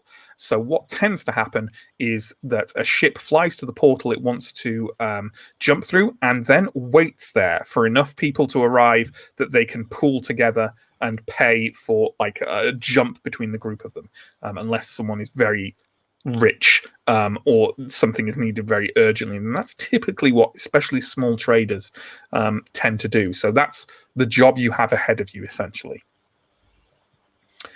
In the meantime, I believe Hamza was taking a look around the ship. Yep. I figured I'm going to be the responsible for maintaining a lot of what's here, so I wanted to find out what's here. Absolutely. Well, why don't you... you know what? You can make 2 rolls here, I think. Sure. Do you want to make me an observation roll and then make me a technology roll? So like an observation just for kind of scouting out the ship roughly, and a technology roll for kind of figuring out how hard or easy your job is going to be. I'm already wishing that I'd given Hamza a better wits. Sure. Observation. Oh, that's 1-6. Cool. And what was the other one? Technology? Technology, yes, please. Technology, nothing. Sure. So you feel largely unfamiliar with what is technically known as the gubbins aboard this spacecraft. Largely, you think because of that module work that had been done on it. You're pretty, like, a lot of it is relatively high tech, actually, and clearly the captain's poured some money into this vessel, and you feel like you'll still, you can work on it fine because most of it's automated or run through data tablets or whatever. But it certainly it'll be a new experience for you. Maybe it's a chance to get to grips with some of it a bit more. What you do, however, with the observation roll, you can kind of identify most of the modules on it. The ship doesn't have many defenses, which is not unusual for a ship of this size. It does have obviously some cabins for you to all sleep in, which they're not amazing. There's 2 normal size cabins and then 3 other normal size cabins that have 2 bunks in them. So there's going to be some sharing, and they're pretty small. There's a cryo chamber for when you go into stasis. Anyone jumping through a portal needs to go into stasis because going through the portal does weird things to people. And there's a very big cargo bay, and a number of kind of like sort of auxiliary modules. You're not quite sure what they do. They're nothing kind of secret and mysterious. It's just you're not overly familiar with them, hence the technology role. Also, as you go past the cabins, you walk past one that has an individual you're not familiar with in it. He's a tall, spindly man with a shock of red hair, dressed in a very tattered orange pronunciation, jalaba. He is kind of sat on a bunk and almost feverishly he's got a kind of battered lockbox open in front of him, and he's kind of has it tilted open and he's pouring around in it. The moment you walk kind of across the doorway, he slams it shut, and you hear him like flick locks closed on it, and he kind of looks up at you and says, "Oh, hello."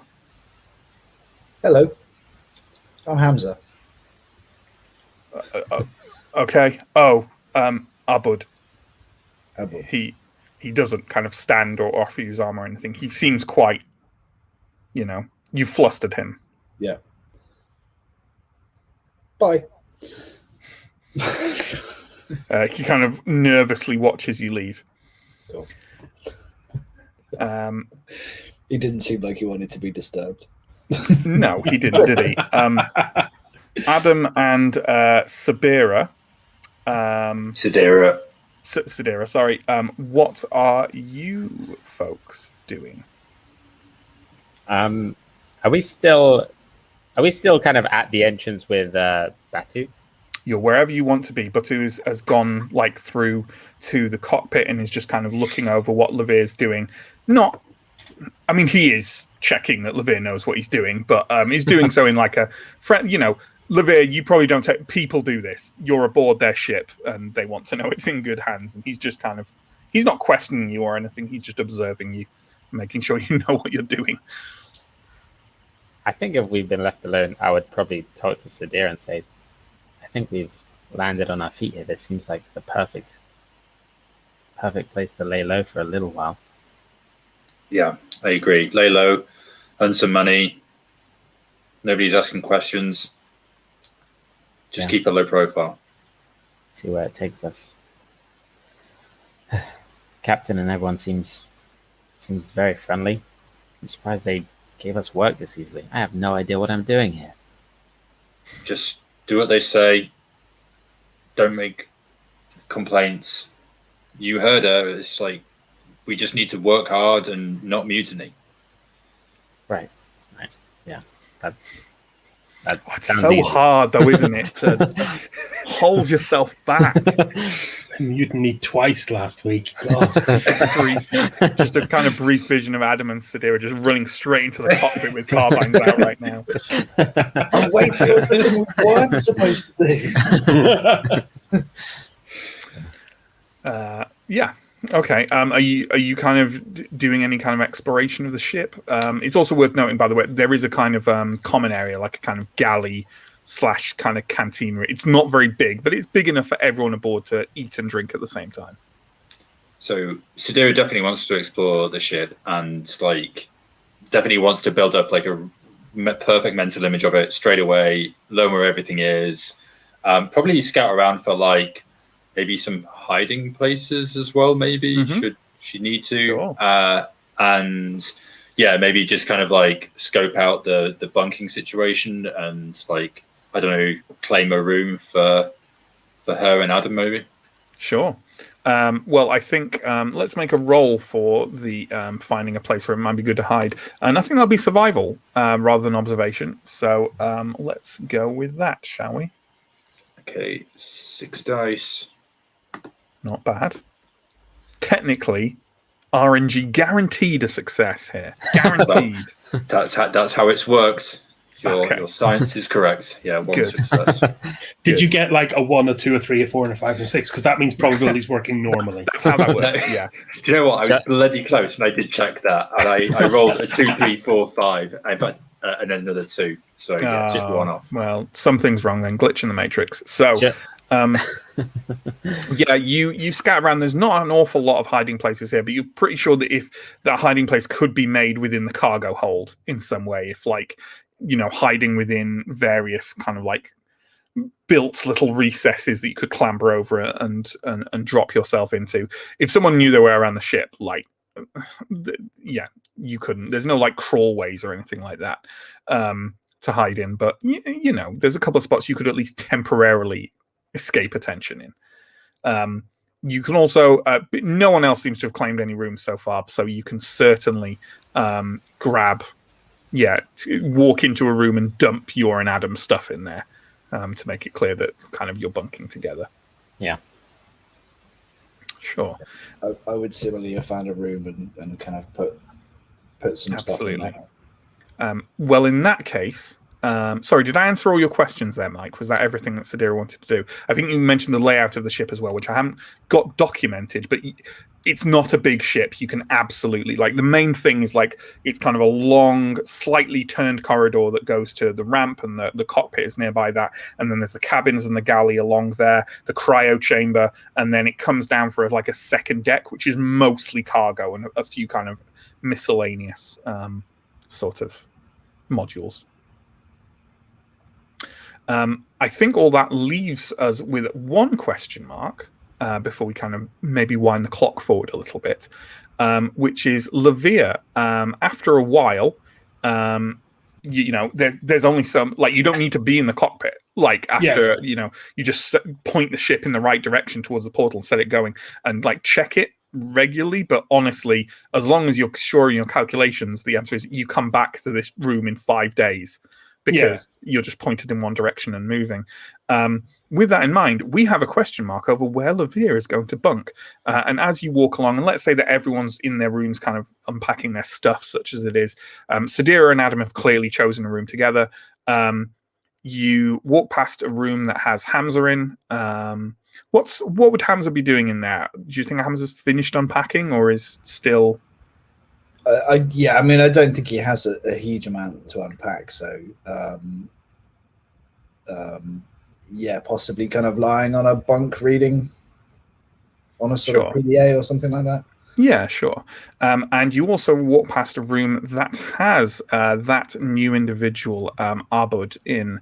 And as you walk past, he seems to be tucking something kind of chunky sized as far under his bunk as possible and kind of like trying to push it to see if you can get any further into the shadows. So remind me the layouts. It's kind of it's 2 per room, is it?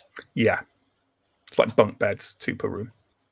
So basically, you're bunking with either Hamza or this guy, who's called Arbud, but you don't know that because you haven't interacted with him yet.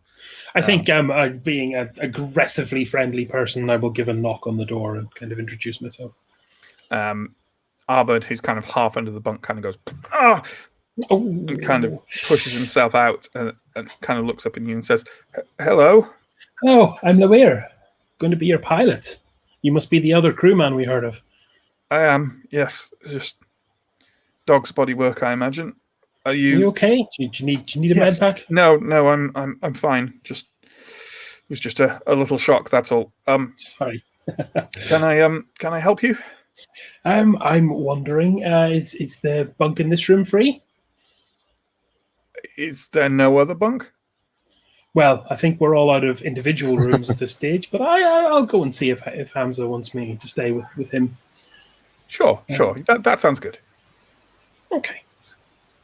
I'll peel off. And as soon as you start walking away, he's tucking himself under that bunk again. I'll pull into Hamza's room, I suppose, if I can find it. Yeah, it's literally just the next one along. Yeah. Knock, knock. Yeah. I'll kind of may I come in? Sure. It's always polite to ask. I will actually kind of surreptitiously close the door behind me and go, "Did you speak to the other crewman?" Arbud. Arbud, okay. He seems strange. Yes. Maybe hiding something as well. That was the impression that I got. Can I help you? Well, we're unfortunately all out of single occupancy rooms. I was wondering if you would like to be a roommate. Arbud was completely against the idea of anyone staying with him. I can imagine. If you want to stay in here, it's not going to bother me. I mean, I snore. I scream sometimes. I'm sure I'll be fine. This ship is quieter than the ones I normally work, so I'd appreciate the extra background noise, I suppose. What a beauty, though. Can I just say, the sea change in this new character from Chris, in terms, we've gone from Steo, the grizzled veteran and ultimate cynic of Simbroom, to a character whose response to someone saying, "Sometimes I scream in my sleep," is, "It'll be nice to have background noise." That is relentless optimism. Yeah. It's great. Love it. So I think we've got our bunking situation set up there. And you know what? Let's talk about what we're doing over these 5 days of travel. Because I don't want to go into huge amounts of detail on this, but let's try and get some little moments of flavor out of it, right? Let's talk about some little scenes we could have, some little interactions. And I've also got a fun little thing that I'm going to ask, okay? Do you want to do the scenes first, or do you want to do the fun little exercise that Matt thought up? I would actually like to have a chat with Gazella. Absolutely, go for it. Would you like anyone else present? I'll kind of mention to Hams that I'm going up to just have a chat with her about the situation with Arbud and see if he wants to come in for the gossip. Yes, I will. Okay. You find the captain. She is quite often in the cockpit, whether or not it needs to be done. It's got the biggest data terminals. And to be honest, if you're either bored or trying to get something done aboard the ship, it's the easy, like they both serve that purpose. And as you walk in, she has kind of some more traditional like Third Horizon music playing, kind of traditional instrumentation, like the sound of kind of bouzouki and harp flowing through from the cockpit. And as you both walk in, she kind of glances up casually at you and then turns back and carries on running a kind of diagnostic scan of the entire vessel, and says, "Mutiny, is it?" Yep, afraid so, but not ours. Yeah, don't get the wrong idea. What's on your mind? We just wanted to clear the air, and we've both seen this gentleman Batu behaving in slightly unusual ways. I think you might mean Arbud, unless you're intending to cast aspersions on the first mate. Off by one error, also classic mutiny entrance. Classic mutiny. Yeah, absolutely. She kind of goes, "Yeah, he's an odd one." Have you flown with him before? No, one of just an odd job worker sourced by Mero, the same as the other two. Okay. But he seems to have more issues. I'm assuming you've seen the lockbox. Yeah. Oh, you have. I hadn't. I'd seen him stashing something beneath the mattress. I assume it's the lockbox. He's got some of the least secrets I've ever seen. What is it he does? Did he say?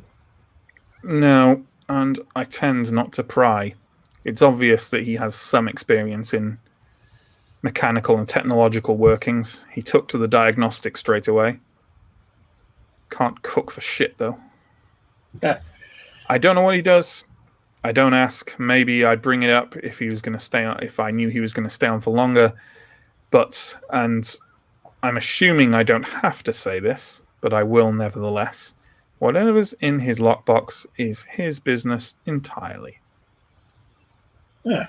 That's also very clear to me, and I hope it's clear to you two as well. I'm not interested in what's in this lockbox. I'm interested in what's in here. That's fair. Well, Twitchy. He is twitchy, but and he's shown... Those are things that I don't like when I'm on a boat with people that I'm trusting my life with. I take your point, but at the same time, Hamza, you're a damn good worker, but I've heard you screaming in your bunk at night. We've all got something, yes? We all have something. Look, you're both very good at what you do. It's clear from the last couple of days that you are. He is sufficient at what he does. Unless he starts causing more problems, I'm not going to worry about it. But I acknowledge that you are. And that's fine. As long as it doesn't impact anything else. Ah, that is good. He can keep his secrets from us, but he can't keep them from the icons. Just wanted to make sure you are aware, Captain. That was all. And I appreciate that. This entire conversation, by the way, she's just been kind of tapping away. She's not ignoring it. It's not rude. She's just quite preoccupied running this diagnostic. Is there anything else you want to bring to that conversation, or do we feel that scene is done? I think a little bit more Lawir flavor on the way back to the bunks. It's like, yeah, go for it.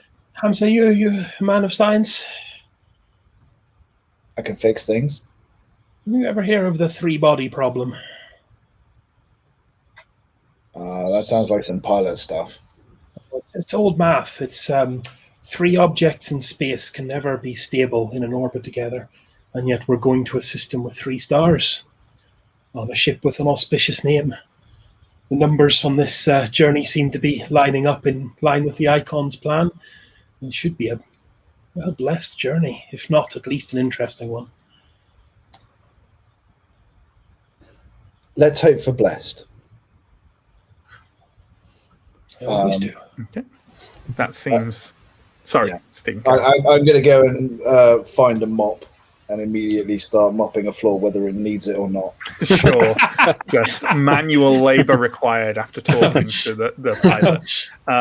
Yeah, absolutely. Does anyone else kind of want to run a scene with either one of the other characters or an NPC or anything like that? Entirely up to you guys.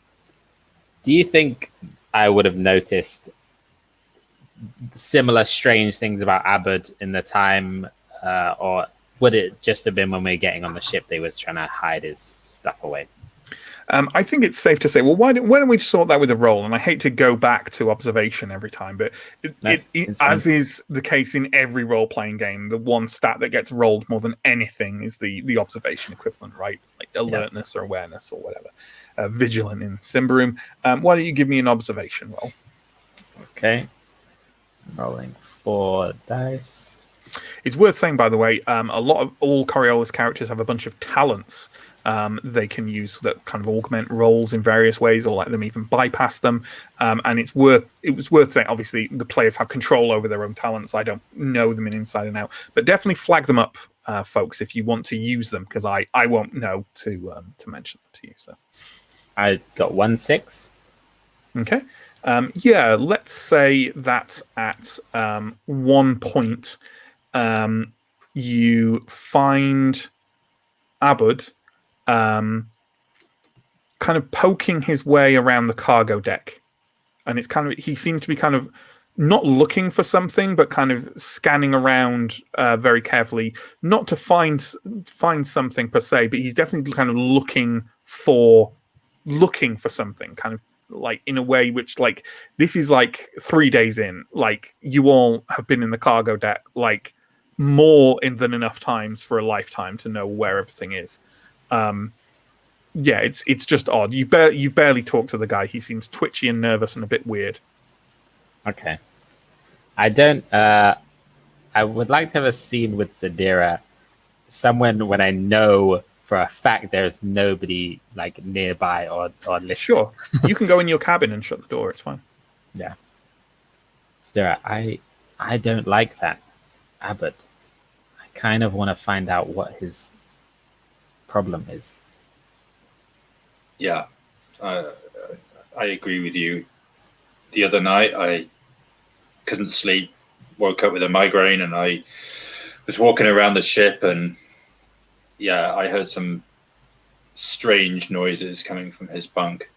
And he is an unsettling man. I want to find out what his score is too. Do you think I should, use my thing? No. Do not use that. We've got to keep a low profile, remember? I know, but we don't know what he's up to. It could be anything. Maybe he knows. Well, don't do anything with that just yet. Whatever that thing is, you cannot control it. And I am proof of that. Let's keep watching him. Maybe I'll sneak out tonight and see what he's up to. Okay. I guess we can give it a little time. Okay. That sounds like it's setting up a role that we might do in a minute. But before we do, are there any other scenes that anyone... obviously, like Chris and Sam chose those scenes, but they featured Mike and Stephen. But do Mike and Stephen have any ideas for scenes they'd like to play out in this 5 days travel to the portal? It's fine if you don't. I just kind of like set up something that I wanted to do. So you did, absolutely. Yeah, sure. Yeah. I think mine's more of just a kind of a vignette, which is just that I would kind of start fairly early on by just kind of having a conversation with Bartu about things that need doing around the ship, and I would be kind of helpful and just kind of do that stuff without complaining. But I think over the course of the few days, it would become evident that I'm doing more deckhand work stuff than is necessary. Not really to sort of try and impress people, but just to try and stay occupied. Yeah. So I think the other characters would just kind of notice that Hamza is very busy. Yeah, you kind of lose yourself in your work a little bit. Yeah, absolutely. Yeah, and that could be interesting for the scene we're about to do with Mike. So, Sadira, you are intending to obviously aboard the ship. There's not really any such thing as night, but there's certainly shifts. So when your shift is done, are you going to try and like move around the ship and maybe keep something of an eye on Abud and see where he's going, what he does, all that kind of thing? Yeah, and I'm trying to do it as quietly and as unnoticedly as possible. Sure. Well then, and I'm going to thrust a bit of a spanner in the works here and be delighted to do so. Mike, can you give me an infiltration roll, please? And that's matched with agility. And Hamza, you're up working past your shift, so why don't you give me an observation roll, please? And this is an opposed roll, and we'll see who comes out on top. There is a mechanic, incidentally, if you want to improve your rolls for doing re-rolls, where you pray to the icons for help if it's a particular thing you want to do. But it does give me what's called a dark point. Is that what it's called? Darkness point. Yeah. Darkness point. Which I can spend on making trouble for you. But anyone can do that. Obviously, like all of our rolls seem quite low stakes up until this point. So. I failed my roll. I got no sixes, and I'm happy with that. Oblivious is fine. Sadira, how did you do? I also failed. Okay. In that case, what I'm going to say is I'm not going to say it even comes to Hamza and Sadira doing it.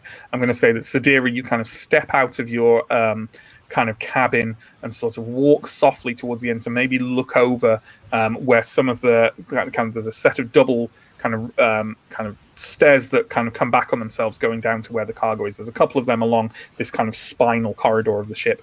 And as you do so, you kind of lean over and kind of try and glance down below. And as you do so, Abud literally walks up the stairs.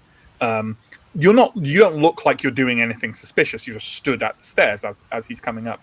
And he kind of like rounds and sees you and sort of starts a little bit. Okay. Even though there's really nothing, you don't look like you're sneaking around. He starts a little bit and says, "Hello? Hi. Couldn't sleep.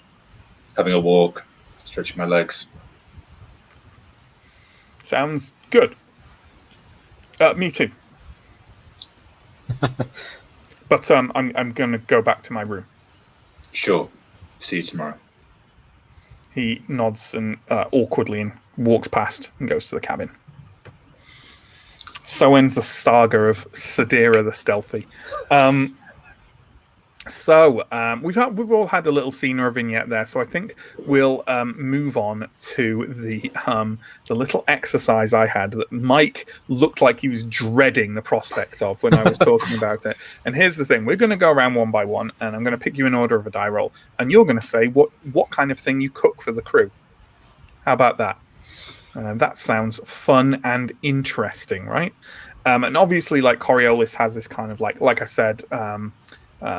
1001-Nights, the kind of like, for want of a better word, kind of a Middle Eastern flair to it. You don't have to stay within that realm. Like, there's all sorts of the Third Horizon is a cultural, a big cultural broth. Cultural That's buffet, exactly what I'm going to cook. A cultural broth. Yeah, cool. Well, let's look at this first then, and of course I roll the thing that's impossible.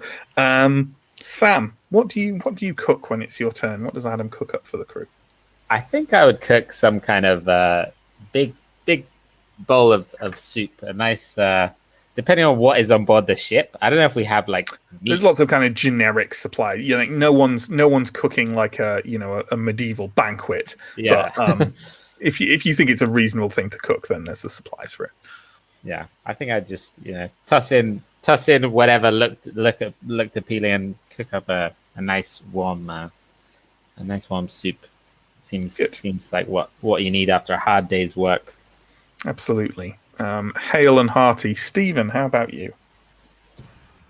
I'm also thinking, leaning towards some kind of some kind of cultural stew. A cultural broth, yeah. A cultural broth, yeah. I mean, but suspiciously kind of high quantities of like carbohydrates and protein and stuff. Like is like the food that Hamza is used to cooking and eating is food for people who work very really hard. Just do a lot of physical labor. Absolutely. So a very chewy cultural broth. Yeah. Really heavy in the gut, you know. Yeah, Mike, how about yourself? So I think that Sadira is going to just cook food that she's used to cooking and familiar with. So probably something that's really kind of cheap and available, like maybe some rice, some beans, some grains, those kinds of things. Probably she's used to cooking it with small amounts of meat in it, but maybe a little bit more available. So she's throwing that in as well, and it's kind of like spiced and hearty. Large kind of spiced, like a stir-fry chili, curry kind of thing. It's one of those things that like they're staple diets because it's readily available, and it's just like throw it in and just cook it. Good. Chris, how about yourself? So Lavir will be kind of, when offered to cook, he'll be going around singing a happy little song about a dish called nutrient-rich vegetable sludge, which he's going to make by basically getting a load of vegetables and boiling them for an obscene amount of time until they're basically paste, and then adding some mystery spices, and it comes out actually quite delicious, but very suspiciously beige. This seems like something that Chris is championing here. It's literally, I think, spiced vegetable sludge, which Chris proclaims to be much better than you'd think. I've experienced Chris's cooking, and we're on brand here. Sure. I think something that always strikes me, if someone serves you food and says it's better than you'll think it is, it's not a good sign, largely speaking. But yes, cool. Okay, so I will not. Nutrient-rich vegetable sludge is the in-character name for what will be served. Sure, absolutely. With a grin and a smile. Sure, I can see our emoji for this coming up a mile away. So, 5 days later, you arrive near the star, which is also called Cure. Portals don't really look like anything in space. They are like maybe a slight wavering, like a heat mirage, but obviously out in the mostly empty void of space. Lavir, you've flown in near enough of them that you can kind of see them when they're vaguely appearing, kind of maybe a couple of hours before you arrive at them. And this one is, one you've flown before, and it is ahead of you. You have arrived perfectly on time, and you can see that there are a couple of ships. Obviously, you don't see them because distances in space, but you can see them on your sensors that there's a couple of ships already hovering near the portal, waiting for other people to make the jump together. Cool. I will inform the ship. Lagrange 2, please, on this one. And is Gisela around, or is she in the bridge? I'm assuming by Gisela you mean Gazala. Gazala, sorry. Absolutely. She sat with you. She sat with you. You both basically arrived here a couple of hours before you reached here because you knew that you would reach here in a couple of hours. I'll just kind of turn to her after issuing that command and go, do you have a flotilla in mind, or will we just ping and see who answers? We'll hang here and wait until there's enough people. I recognize at least one of those ships from the transponder. Can you open up communications for me? She kind of indicates the ship to do that with. Thank you. My beautiful... What's a good way to... Some nice flavor text here. The wonderful shining child, can I have a transponder C link on G-band to this transponder code? I will gesture towards it. The channel opens up, and Gazala spends the next few minutes kind of talking, not really talking sharp, but there's some pleasantries there, but kind of arranging things. As an hour or so passes while you're there, you've sat in on these things before. Captains of ships barter with these things, like, well, you're carrying more cargo than I am, surely you should pay, etc., etc. As you're doing so, another two ships cruise nearby and come to a halt. And essentially, a meeting is arranged, as again is often the situation in this. The shuttle pod, escape pod, but they don't tend to get called that because that's kind of jinxing it. Is prepped, and you and Gazala jet off to the larger freighter that's waiting nearby, where all the captains will gather and discuss the terms of this. I realize that sounds like it could be a very interesting scene to play out, but I actually don't intend to play it out because it is almost certainly very terminally boring. And essentially the only reason why your character is expected to attend it is so that you don't fly the ship away. Like, this is, you're used to, if you're working with a pilot who you don't know particularly well, the captain will take them away from the ship with them if they're not on the ship, because, the punishment meeting, as they call it. Yeah. So the captain and Levere jet away. Batu is left in charge. I guess for player agency, I would like to ask Sadira, Adam, or Hamza if you intend to do anything while the captain is away. But maybe you do, maybe you don't. I can't imagine. We're not going full mutiny here, probably. So Now's our chance, lads. I am going to go and take a seat in the cockpit, so that anybody coming into the cockpit with any ideas is going to have to come through me. Sure, absolutely. Batu kind of looks over at you as you do so, and kind of nods. He seems to have some trust in you, and he says, "Did you have any worries about anyone?" Abud is strange. I don't think he'll try anything, but yeah, he's strange. I've got nowhere else to be, so I'll be here now. That's all right. I like the company. He kind of fiddles with the data terminal and manages to tune in. Even at this distance, you can still tune into various things on the data terminal. Even this far out from Coriolis, it's just hours late rather than not present, and just kind of flicks on. Like it's basically a proxy show, which is one of the entertainment forms within the Third Horizon, which is essentially a kind of VR thing where you can place yourself within a story or a game of some kind. But there is no kind of like proxy set here, so he's just engaging with it via the controls. He's playing a VR game with a keyboard and mouse. That's what he's doing, or more accurately, with a touchscreen. He's just kind of tapping away and enjoying himself. It's some kind of like little strategic game or something. Okay. Sadira and Adam, anything, or are you just letting the hours pass while the captain's gone? I think that if there's like sensors where I can see the portal, I might be interested in taking a look and looking at that. Not having seen one before, maybe. Yeah, you can do that from the cockpit. Yeah.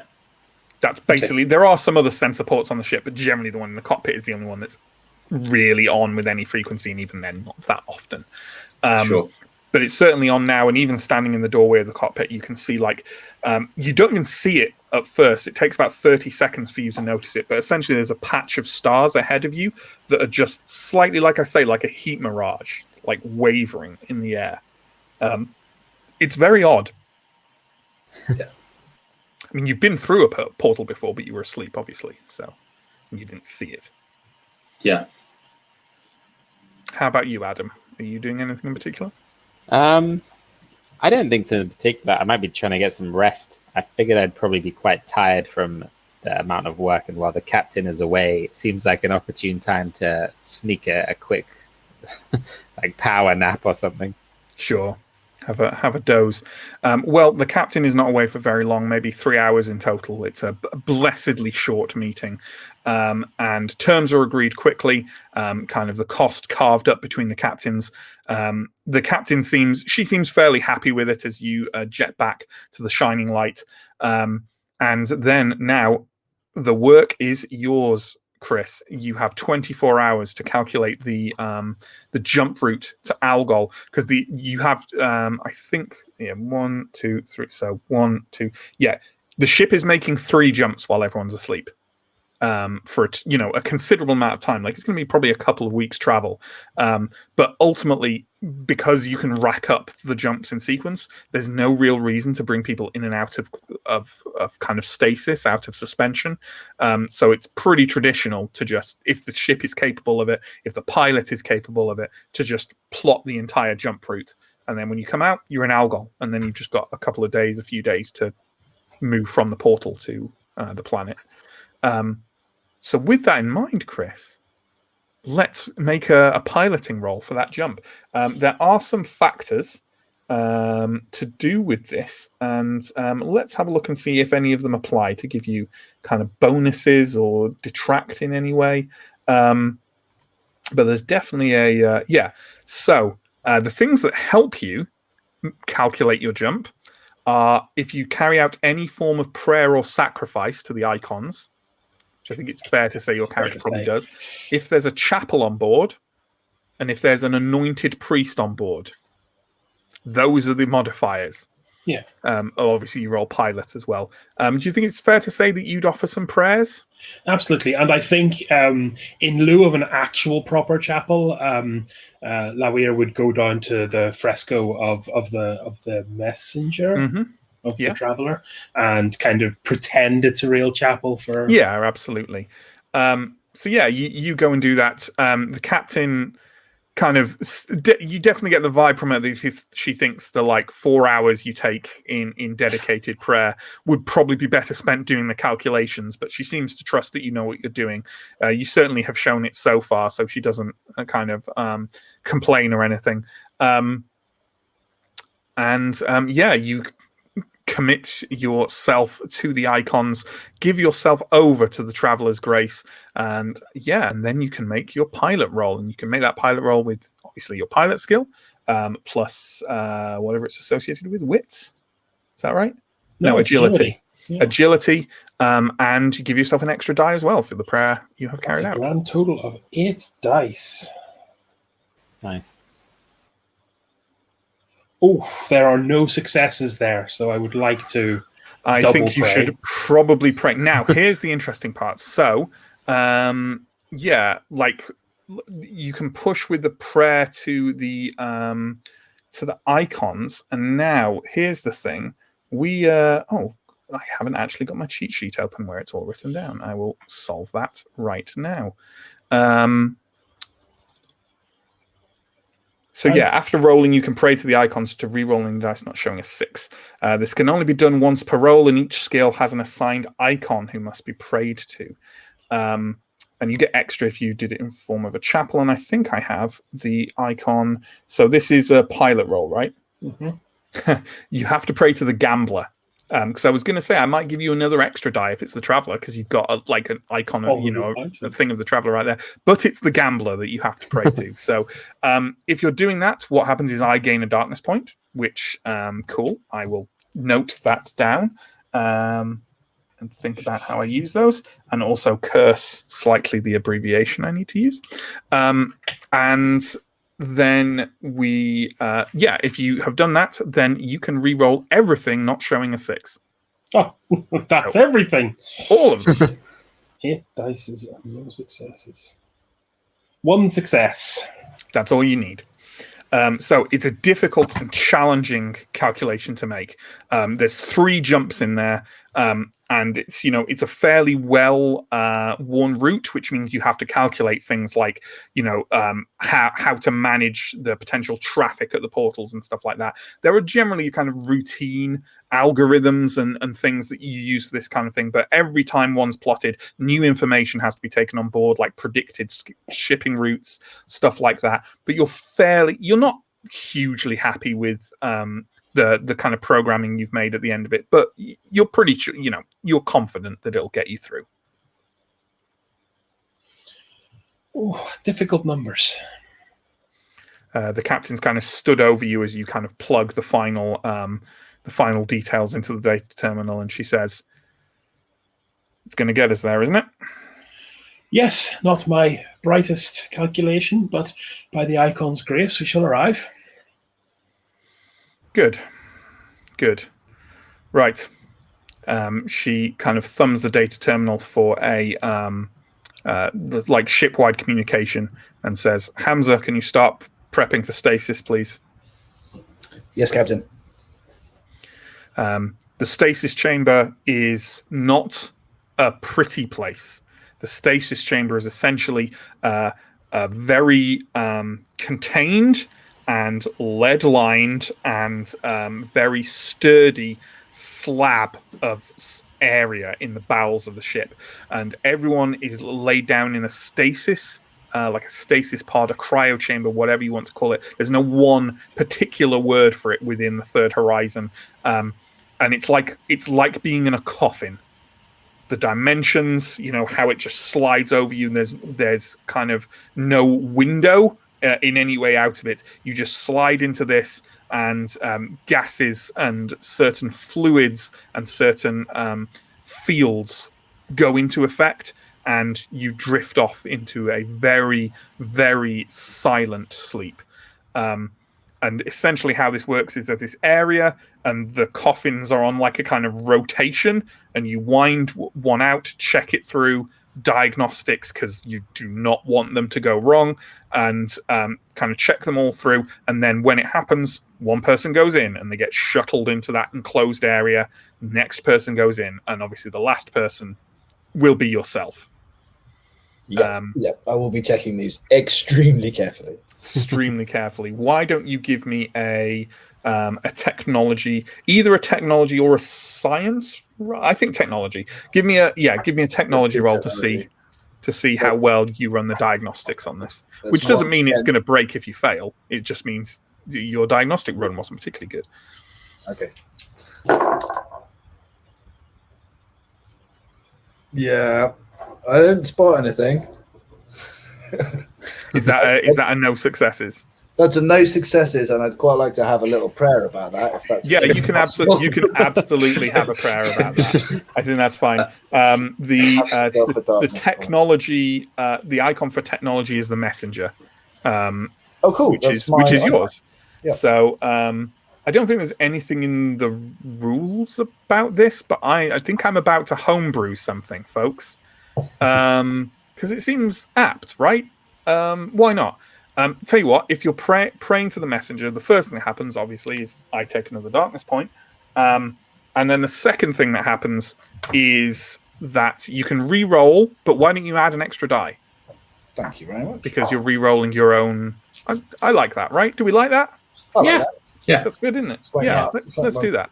But by the way, absolutely hilarious when this first session of a new story turns into a one shot as we all die horribly. You all die in the cryo chambers. Yeah, that's another fail. Yeah. Oh god. You remember I mentioned to you earlier how basically some of these modules on the ship were so relatively new and high tech that you had very limited familiarity with them. Yeah, you've run what you think are the diagnostic checks on this, but honestly, you're not entirely sure that you've read them right and that it's come back. There's nothing to set off any alarms, but you're not sure you're capable of running this diagnostic check accurately. It's up to you whether you flag that or not. Yes, I'm going to flag that. Okay, who are you taking that to? I think sweating profusely and kind of looking considerably sort of grayer than normal. I will probably go to the first mate. I seem to have something of a kind of a rapport with him, Batu. Sure, absolutely. Well, he's just stood nearby, like tapping away on something, like doing a final check of the cargo before you go in, and he kind of turns. Something wrong? I haven't used these pods before. I don't know if the diagnostic is right. It's okay. Let's have a look. He comes over, and as I've described before, like, he's considerably older than you. He's maybe in his early 60s, and he exudes a sense of kind of quiet confidence with this stuff. And he basically leans over and he's kind of like, there. You see that reading? That's to do with the field that generates it. He kind of explains the process to you, and it becomes clear as he explains. You realize you can read it a lot better. The diagnostics are fine. Okay. Cool. I'll continue with whatever is involved in prepping. Absolutely. So all that's left now really is for everyone to proceed down there. the first person to step into their coffin, which is somewhat kind of weird, almost like a weird tradition that maybe Levere and Hamza have encountered before, but the first mate is the first to get in, and kind of as he kind of tucks himself quite narrowly into the shape, he kind of looks up at you, Hamza, as you start engaging the mechanisms, and kind of gives you just a quick wink, lies back, and I hope nothing bad happens to him. Grinds off into the bowels of the ship. Who's next? Are we all kind of assembled there? Yeah. Right. I will. I'll beckon Levere over and say, "Help me get in this." Oh no, Hamza, you go in last. Oh, is it last? Oh, okay. Yeah. Because you put everyone in. Oh, fair enough. You're the one who prepped it, so you put everyone in. I'm just thinking Captain about ties the last knot. The logistics of fitting into one of these coffins and whether I needed somebody to stand on. It is. It's going to be a tight them. fit. It's going to be a tight fit for you, Yeah. but you're used to this. Cool. You know. Okay. They have a special triangular coffin for your short. Sure. So who's Hamza beckoning to next? Who's going in next? Let's get Abbott in. Sure. He comes over, kind of nervous and twitchy as ever, and kind of touches the outside of the coffin and says, "It is safe, isn't it?" I checked it myself. Oh, well, you know what you're doing. he kind of climbs in and is sort of looking around like, what happens next, sort of thing. But slides away into the cryo chamber. Who's next? Sadira. Okay. I mean, everyone has been in one of these before. I imagine Sadira and Adam have maybe only been in it actually probably once from Mira to Coriolis, but you've certainly been in one.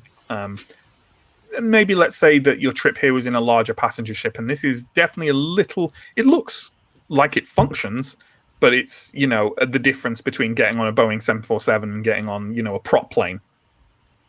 Yeah, I'll maybe just shoot Adam a quick, sort of slightly nervous glance just before I climb inside. Mm-hmm. I will try to give some kind of reassuring smile while also being very nervous. Very nervous. Yeah. Okay. Who is next? I think after Sadira we'll have Adam. Mm-hmm. And any interaction from you, Adam, or are you just kind of like, stealing yourself in the same way Sadira did? I think I'd probably go in clutching a pendant of the Traveler, hoping for maybe a little prayer for good luck. Absolutely. And off you go into the bowels of the ship. So Captain or Levere are the only ones left, I think. I think Levere and then the captain and then me. Okay, Levere, off you go. With a smile and one last blessing, I will descend into the goop. Absolutely. Levere is done. The captain remains. She kind of drops into the coffin and lies down and says, "Good job. Thank you, Captain. See you on the other side." Cool.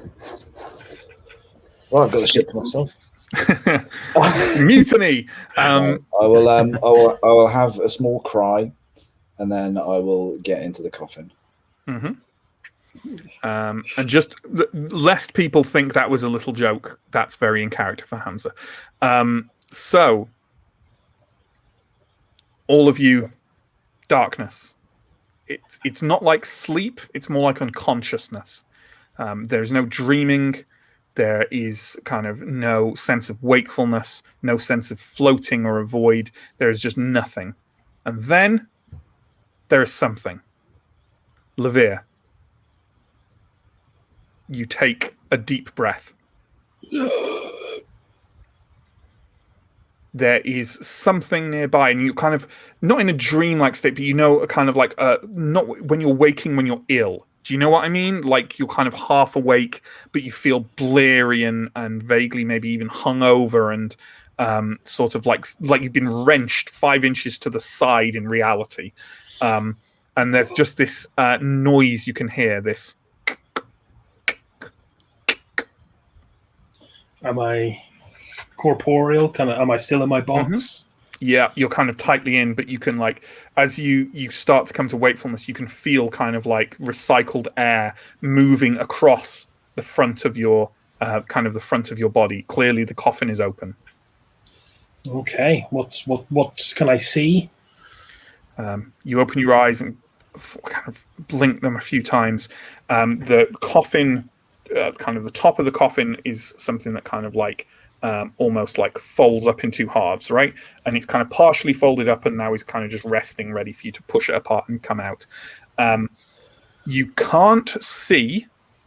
You can't see Hamza, and Hamza, as the person last in, would normally be the first out. What you can see is the source of that noise, that directly above you in the cargo, as you on the side of the cargo hold where you are, where it kind of ducks down into the cryo chamber. You can see a single yellow light flashing. Well, red light is bad. Yellow light is okay. It's certainly an alert light of some kind. What is bad, as it starts to kind of flow into your awareness, is that none of the other coffins are coming out. That doesn't mean there's something wrong with them, but typically, if the pilot is awoken first or alone, something isn't going according to plan. Okay. I will kind of get myself up if I can. Mm-hmm. Do I have? Can the ship hear me when I'm here, or will I need to go somewhere with a terminal? You need to go somewhere where there'll be a data terminal on the wall that you can. And what's like disaster procedure here? I assume the pilot gets the. What you do first, because bringing people in and out is not advised if it doesn't have to happen. So what you do is kind of you'd establish what the issue is first. Would be the typical thing to do. Okay, I will groggily make my way to the bridge. Okay. So the very first briefest scan that you do of the ship's data terminals revealed that you are most certainly not at Algol. You haven't received any of the transponder signals that you should have done from kind of the full process of jumps. The data terminal is still running through your calculations. So clearly you're only part way along the route. However, there is also one of the data terminals is running you through the details of the atmosphere you're entering. Oh, we're in a re-entry. You're approaching re-entry. Okay, I'm going to immediately try and prevent that by asking the ship if we can match escape velocity or do no berth burn. The ship responds that you are ahead of schedule, but you are entering the atmosphere of Algol. But no transponders. No. You are not in Algol. Unless lots of systems are broken down. The ship, however, thinks it's Algol and is making an approach as it would to Algol. I will ask the ship to break approach and get a normal orbit. No, you're entering Algol. What is meant to happen is happening. Do you want to come off the calculated route entirely? This would shut down the ship's engines briefly. What is the? Can I get You can bring the sensor screen up if you want. It's not so much the sensor screen. It's am I seeing hull temperatures? Am I seeing anything that would indicate I am near a planet? Hull temperatures are starting to raise. Okay. Yes, something not only is wrong with the situation, something is wrong with the ship systems. It should not be. It should basically. It seems to be locked into this descent, which it should not be, and it's a descent it's making as if to Algol that's not on Algol. That's bad. That is bad. And with that, my dearest shining light, please formally disengage this and give me full control. We need to return to orbit immediately. It acknowledges, and you hear the engines power down. And the data terminal just goes deet, deet. Well, hecking thump, isn't it? Do you want to turn that sensor screen on? Yes, please. Okay. It comes on, and in front of you, looming, occupying the entire sensor screen, is a huge brown-green planet. And as it takes you in, you are absolutely sure this is not Algol. The ship is starting to shake, and all around the edges of the sensor screen, you can see heat starting to flare along the edge of the ship's fields. Ooh. You essentially have a choice to make here. The data terminal is off and is not going to come back on from what you can figure out. The time it would take to reboot the data terminal is longer than it will take you to impact on the surface of that planet. You can try and mechanically influence the descent, so that's what you could do, but you have a choice to make about whether people need waking up. And I can't do that remotely, can I? I can't do that. I can't start the revival process from the. But you can start it and then leave. Yeah, I think that would be after it started rolling. I think that would be the plan. I think the next person awake would probably be Captain. Yeah, always wake the captain first. Sure. So here's a question for you as players, guys. We're running a little bit longer than we usually do. We can run for another 5 minutes if you want, because there's a kind of two kinds of cliffhangers we could do here. Do you want to run for another kind of 10-ish minutes, or we can leave it here because this is also a nice cliffhanger? Happy to keep on going for 5-10 minutes. Yeah, Yep. We good? Yep. Okay. You dash back to the cryo chamber as fast as you possibly can. Again, the only only noise here now that the engines have gone is still that yellow light. That What is that? it's a mechanical warning system. Okay. Presumably, the hull is warming up, and it shouldn't be warming up. You start to trigger the kind of cryo system to get the captain out. And are you going to wait for her to come out, or are you just going to? Absolutely not. Ship first. Absolutely not. All right. Why don't you make me a pilot roll?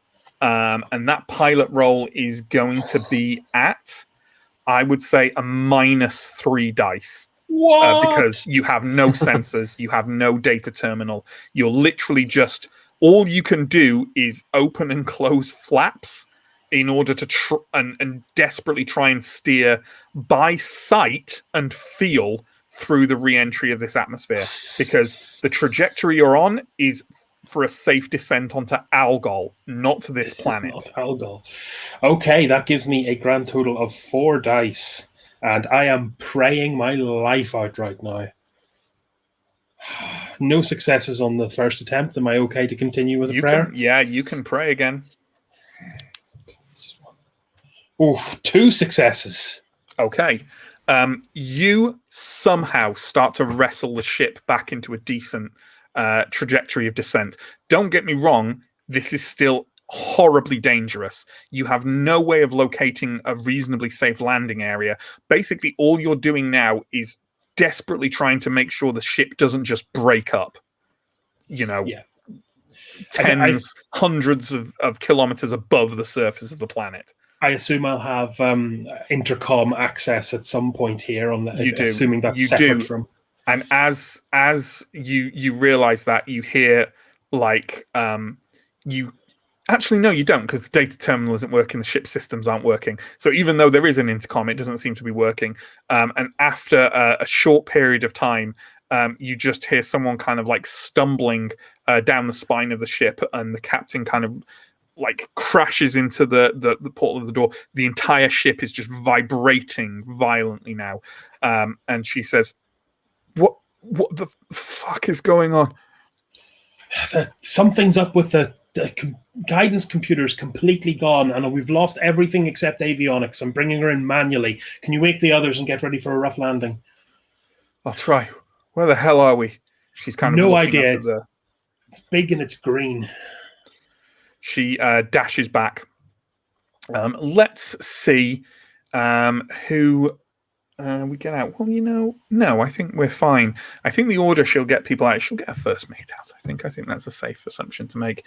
And as we move forward, Chris, this descent is you've tilted the ship enough that you're not going to burn up. But other than that, like any changes you make, like by the time your sight registers the dangerous terrain to land into, you're past it. You're now kind of through the atmosphere and just plummeting towards the surface. You get the briefest impression of kind of landscapes, maybe continents and islands you're moving over before everything just turns into this kind of greenish, brownish blur. In the moments before impact, Chris, what do you think you'll do? It's going to be a good old-fashioned prayer. But for what control authority I still have left, I will do my very, very best to flare the system and take as much energy out of the ship as possible. Kind of tilt it up a bit and try and reduce. Yeah, sure.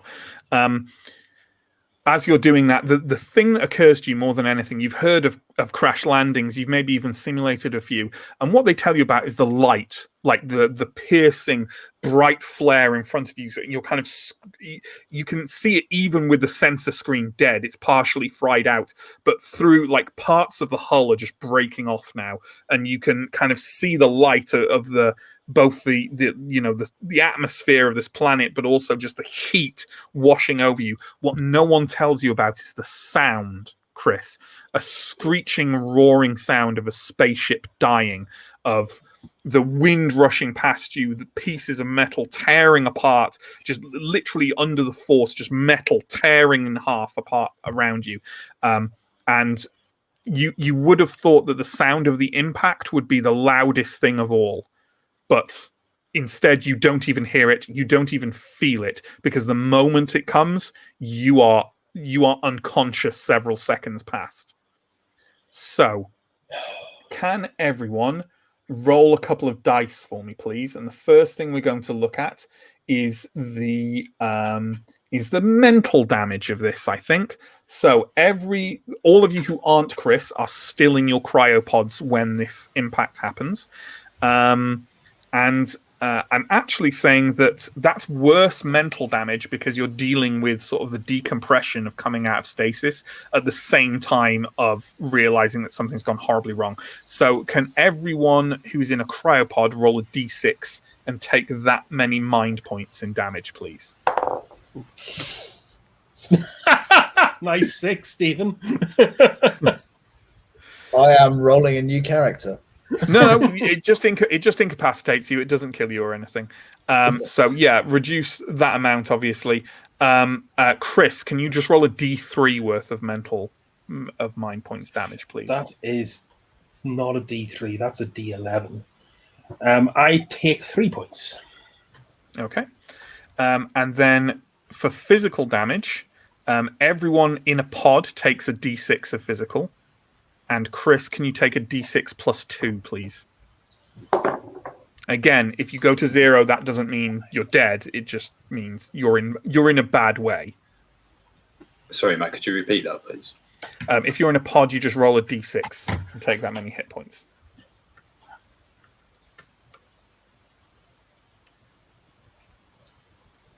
So, has everyone made all their rolls? Why don't we go around and see what state everyone is in?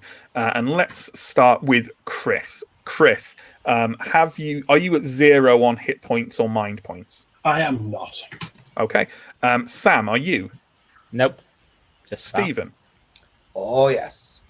On your mind points, I assume. On my mind points, I took a bad physical hit as well, but I'm obviously sure tough. How about you, Mike? I'm fine in both. Okay. So let's go with Sadira and Adam. You are crawling.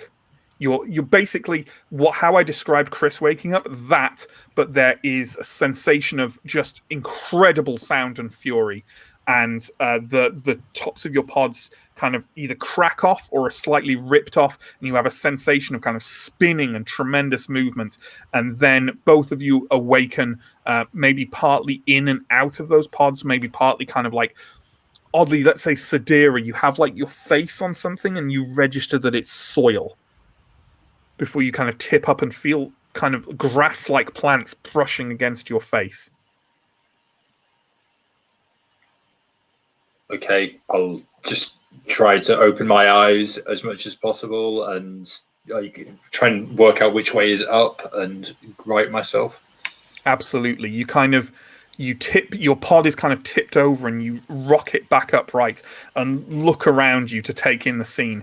All around you is a vast savanna. A savanna in the immediate area littered with smoking metal and wreckage from the ship. On one horizon is what looks like a kind of like maybe a jungle or woodland stretching, and the other way what looks like an odd, blurry, maybe a man-made pyramidal structure, something like that. As you it's that situation where you kind of take in your wider surroundings before you even really focus on what's actually happening around you, because you're so dumbstruck by the experience. Over from you, you hear a groan, and Adam is kind of crawling his way out of his own pod. You look the other way, and you see Hamza lying in his coffin-like thing, kind of pinned in place because of the size of him and how it's slightly twisted. He doesn't seem overly physically damaged, but his eyes are rolled back up in his head, and he's almost kind of having a seizure, his head tapping a staccato rhythm against the side of the coffin. Further along in a pile of massive wreckage, you miraculously see Levere kind of tip over a hot piece of wreckage and kind of howl and clutch at his burned hands as he kind of staggers out, obviously fairly horribly wounded, but still alive. And then you look the other way and you see what is left of the other inhabitants of the ship. The captain, the first mate, the mysterious stranger.